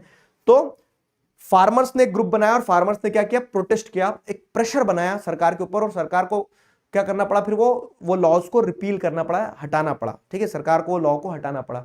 तो ये क्या था, फार्मर्स ने एक प्रेशर ग्रुप का काम किया, ठीक है, कि जो इंटरेस्ट दर्शा रहे थे किस चीज का, फार्मर्स का। तो ऐसे इनके पास पावर होती है to influence the decision making, to influence the laws. Clear हुआ? तो चौथा फॉर्म ऑफ पावर शेयरिंग है पॉलिटिकल पार्टीज के बीच में, प्रेशर ग्रुप्स के बीच में, मूवमेंट्स के बीच में। जैसे ट्राइबल मूवमेंट्स जब चलते हैं, तो ट्राइबल्स क्या करते हैं ना कि यहाँ डैम बनना चाहिए नहीं बनना चाहिए, तो ट्राइबल्स क्या करते हैं, सरकार के डिसीजन मेकिंग को इन्फ्लुएंस करते हैं, तो उनके पास ये पावर है। ठीक है, कि वो धरने पे प्रोटेस्ट पे बैठ सकते हैं, वी आर फ्री विल, ठीक है, हम सब इंडिविजुअल्स हैं, हमारे पास में राइट टू फ्रीडम है। तो अब इससे जब आप लोगों को अधिकार दोगे तो अलग अलग ओपिनियन, अलग अलग थॉट प्रोसेस वाले लोग आपके सामने आ सकते हैं और वो अपने व्यू पॉइंट को रख सकते हैं। क्लियर है? ठीक है। और एक और चीज बता रहा हूं मैं तुम्हें, आज मैं वही देख रहा था, एक लिस्ट देख रहा था, जिन बच्चों ने बैच में एनरोल किया 16 तारीख को, लेकिन उन्होंने अभी तक क्या किया, 16 तारीख को एनरोल करने के बाद भी अभी तक उन्होंने अपना एड्रेस वाला फॉर्म जो पॉपअप होता है वो नहीं भरा था। एड्रेस भर रहे हैं कल और फिर चिल्ला रहे हैं ब्रह्मास्त्र क्यों नहीं आया। तो आपको एड्रेस भी तो फिल करना है ना टाइम से। 100 बच्चे ऐसे थे जिन्होंने एड्रेस बाद में फिल किया, बैच में एनरोल कर लिया और एड्रेस बाद में फिल किया। ठीक है, तो ये 4 फॉर्म्स ऑफ पावर शेयरिंग थी। जैसे ये इमेज जो है, तो real democracy requires power sharing, when power gets concentrated in one person और ऑफिस डेमोक्रेसी बिकम्स हॉलो। यहां पे ये बताया गया, जैसे पुतिन जो है रशिया के जो प्रेसिडेंट है आज भी है, ठीक है, तो we got keep the reins tight Vladimir, ठीक है, तो ये, और ये जॉर्ज बुश है, ये अमेरिका के हैं, और ये घोड़ा जो है डेमोक्रेसी है। तो रेन्स मतलब वो जो ये रहती ना, क्या बोलते हैं इसको, जो हाथ में पकड़ के रखते हैं, घोड़े की नाल नहीं, घोड़े की नाल नहीं है, ठीक है, तो ये जो भी है रस्सी है ना, तो ये क्या बोल रहे हैं, we gotta keep the reins tight Vladimir, कि बोल रहे हैं कि डेमोक्रेसी हो या रशिया में से डेमोक्रेसी नहीं है, तो पावर को अपने पास में रखना होगी। लेकिन आपको ये चीज समझना होगी क्या, कि पावर को जब अगर आप शेयर नहीं करोगे तो डेमोक्रेसी में अगर पावर एक पर्सन एक ऑफिस में अगर वो हो गई है कंसंट्रेट, तो डेमोक्रेसी खोखली हो जाएगी। क्यों? रिलेट करो, मॉरल रीजन क्या है कि power sharing is the spirit of democracy. अगर आप पावर शेयर नहीं करोगे तो फिर तो डेमोक्रेसी डेमोक्रेसी नहीं कहलाएगी ना, ऐसा वो चीज बताई जा रही है। ठीक है, आ जाओ एक क्वेश्चन का आंसर दो। विच of the following is an example of horizontal form of power sharing. ये क्वेश्चन बार बार आया है, देख लो 2024 का क्वेश्चन बता रहा हूं मैं आपको, रिपीट पे आता है, शब्द बदल जाएंगे, सवाल बहरूपिया होता है लेकिन क्वेश्चन आते हैं। Horizontal form of power sharing क्या है? When power is shared among different,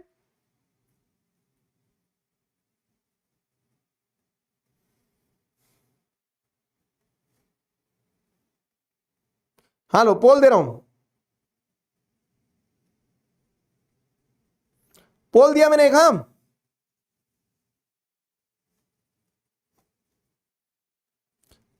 लगाम, लगाम कहते हैं, हाँ बस बस हो ही गया बेटा, इसके बाद होमवर्क क्वेश्चन दे रहा हूं मैं तुम्हें। अब देखो होमवर्क क्वेश्चंस ऐसे दूंगा कि चैप्टर रिवाइज हो जाएगा तुम्हारा, और तुम्हें लिखना है। देखो ईमानदारी से होमवर्क क्वेश्चन मिलेंगे और होमवर्क क्वेश्चन को लिखते चलना, आंसर मैं दूंगा तुम्हें अगले दिन, लेकिन तुम्हें होमवर्क क्वेश्चंस लिखते चलना है ईमानदारी से।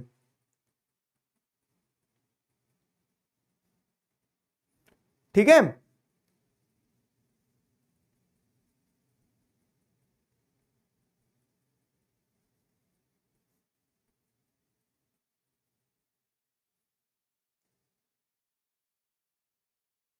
क्वेश्चन पिक्चर बेस्ड क्वेश्चंस आते हैं बेटा, ठीक है, पिक्चर बेस्ड क्वेश्चंस आते हैं, तो उसके लिए प्रिपेयर्ड, इसीलिए मैं कुछ कुछ पिक्चर्स उठा के डिस्कस करते चल रहा हूं कि तुम थोड़ा आइडिया लग जाए। एक नंबर का क्वेश्चन अगर आता है पिक्चर बेस्ड तो बन जाएगा आपसे। पिक्चर बेस्ड क्वेश्चन में थोड़ा दिमाग लगाना है और कुछ नहीं करना है, चैप्टर के कंटेक्स्ट से जोड़ना है उसको और बन जाएगा वो। ठीक है,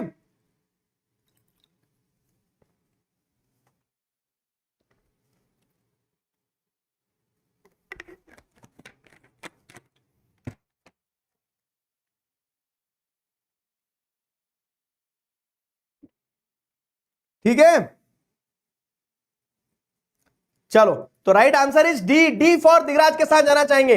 division of power among executive, legislature and judiciary, बताया ना मैंने, power sharing among horizontal form, horizontal मतलब सेम लेवल पर, लेजिस्लेचर एग्जीक्यूटिव और जुडिशरी एक ही लेवल पर, जब लेजिस्लेचर एग्जीक्यूटिव एंड जुडिशरी एक ही लेवल पर आप सेम लेवल पर पावर को शेयर करते हो तो वो क्या कहलाता है? This is known as power sharing among different levels of government. ठीक है, लेवल्स ऑफ गवर्नमेंट पे पावर शेयर हो रही है। डी, कितने परसेंट बच्चों ने डी सेलेक्ट किया है? 70% बच्चों ने डी सेलेक्ट किया है, वेरी गुड, शाबाश, बहुत बढ़िया, बधाई हो। ठीक है, 70% बच्चों ने डी सेलेक्ट किया है। अब कौन थे बच्चे लीडर बोर्ड पे वो बता देता हूं मैं। गौरी बिजलवान, क्या बात है गौरी, हैकर हो क्या तुम? आज तीनों क्वेश्चन में गौरी ने टॉप किया है। निशा, मीना, उदय चौहान, अर्पित, दशमीत, ध्रुवी, श्रुति, प्रत्युष, मोहित पाल और राहिल, ये सारे बच्चे लीडर बोर्ड पे।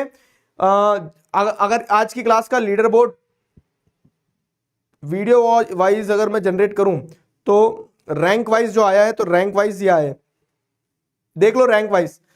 गौरी बिजलवान, दशमीत, निशा मीना, उदय चौहान, अर्पित, ध्रुवी, श्रुति, प्रत्युष, मोहित, राहिल, सूरज, यश, बरखा, रितेश, शुभी, इशिता, मनन, नीतीश, नीरज, शौर्य, अभिषेक, मानस, स्वास्तिक, सलोनी, श्लोक, शारिक और जप साहिब, ये सारे बच्चे।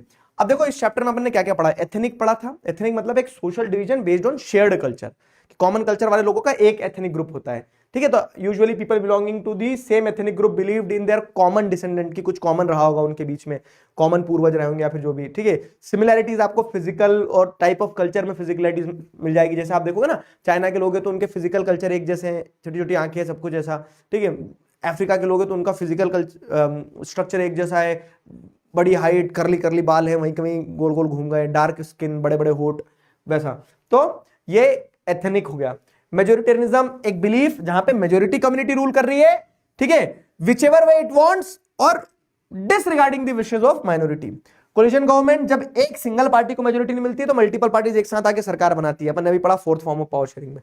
सिविल वॉर, देश के अंदर लोग लड़ रहे हैं, वो सिविल वॉर होता है, ठीक है। ये हो गया। उसके बाद आगे बढ़े। अकोमोडेशन मतलब आप क्या कर रहे हो, आप गवर्नमेंट सिस्टम ऐसा है कि वो सारी कम्युनिटीज को इंक्लूड कर रहा है, अकोमोडेट कर रहा है, वो अकोमोडेशन हो जाता है। प्रुडेंशियल मतलब वो रीजन जो कि क्या है, जो कि केयरफुल थिंकिंग, प्रैक्टिकल बेनिफिट, समझदारी भरा, कैलकुलेटेड तरीके से लिया जा रहा है, वो प्रुडेंशियल है। Community government is an elected body that people belonging to one language or one culture or any one common property no matter where they live, ठीक है। तो जब एक कल्चर, एक लैंग्वेज या एक कॉमन प्रॉपर्टी के हिसाब से जब सरकार बना रहे हो तो वो कम्युनिटी गवर्नमेंट कहलाएगी। प्रेशर ग्रुप्स क्या है? Pressure groups are those groups and organisation that attempt to influence the policies, जो प्रेशर क्रिएट कर सकते हैं डिसीजन मेकिंग बॉडीज के ऊपर, जैसे गवर्नमेंट के ऊपर, ठीक है। जैसे ट्रेड यूनियन हो गया, ट्रेडर्स का प्रेशर ग्रुप। क्लियर है? ये कीवर्ड्स थे इस चैप्टर के। अब इन कीवर्ड्स के बाद में अगर अपन देखें आगे होमवर्क क्वेश्चंस, तो इस चैप्टर के होमवर्क क्वेश्चंस क्या है देखो। तो describe the ethnic composition of Sri Lanka. मैंने आपको क्या बताया, चैप्टर रिकॉल करवा रहे हैं।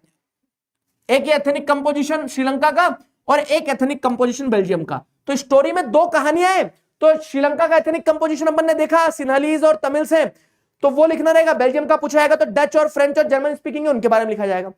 अब दोनों ही कंट्रीज के जो एग्जाम्पल देखे तो एक में अच्छा था, अच्छा किसमें था? बेल्जियम में था। तो ये describe the element of Belgian model, तो चार पॉइंटर्स जो है कि फ्रेंच और डच स्पीकिंग मिनिस्टर्स बराबर रहेंगे सेंट्रल गवर्नमेंट में, स्टेट गवर्नमेंट सबऑर्डिनेट नहीं रहेगी सेंट्रल गवर्नमेंट के, कैपिटल सेंटर जो है, कैपिटल सिटी जो है वहां पे बराबर बराबर क्या होगा, फ्रेंच और डच स्पीकिंग मिनिस्टर होंगे, और चौथा कम्युनिटी गवर्नमेंट बना दी। सिंपल। अब वही अपन देखें तो श्रीलंका में अच्छा नहीं था, वहां मेजोरिटेरिज्म था।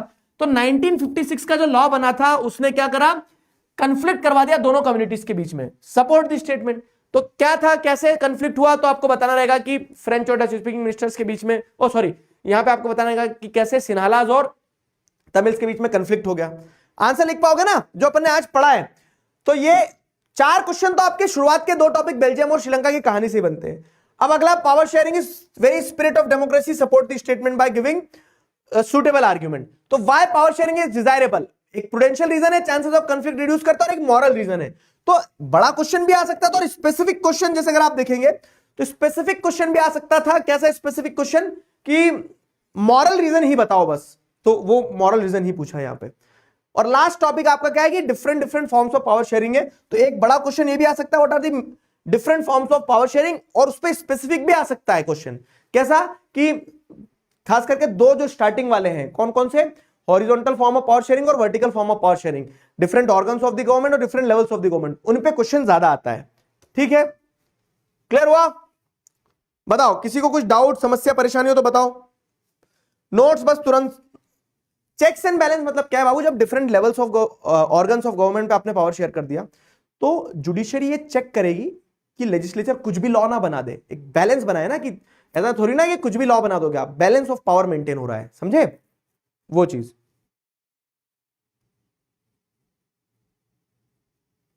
ये सीबीएसई वाले क्वेश्चन है जो मैंने लिखे हैं ना, 2025 में आए हैं, जैसे ये ताजे ताजे क्वेश्चन ऐसा। क्लियर हुआ?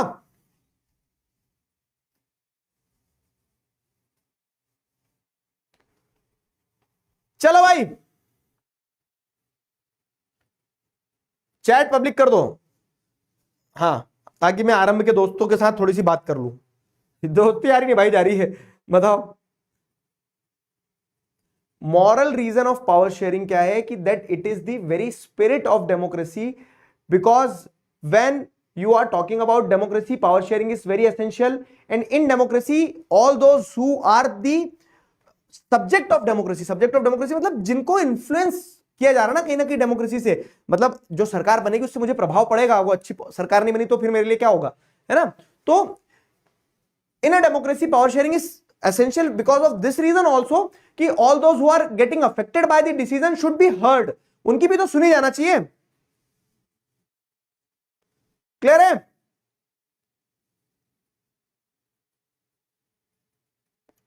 चलो चलो चलो चलो,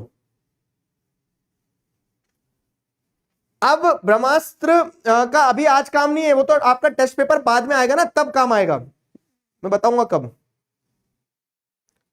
क्लियर हुआ?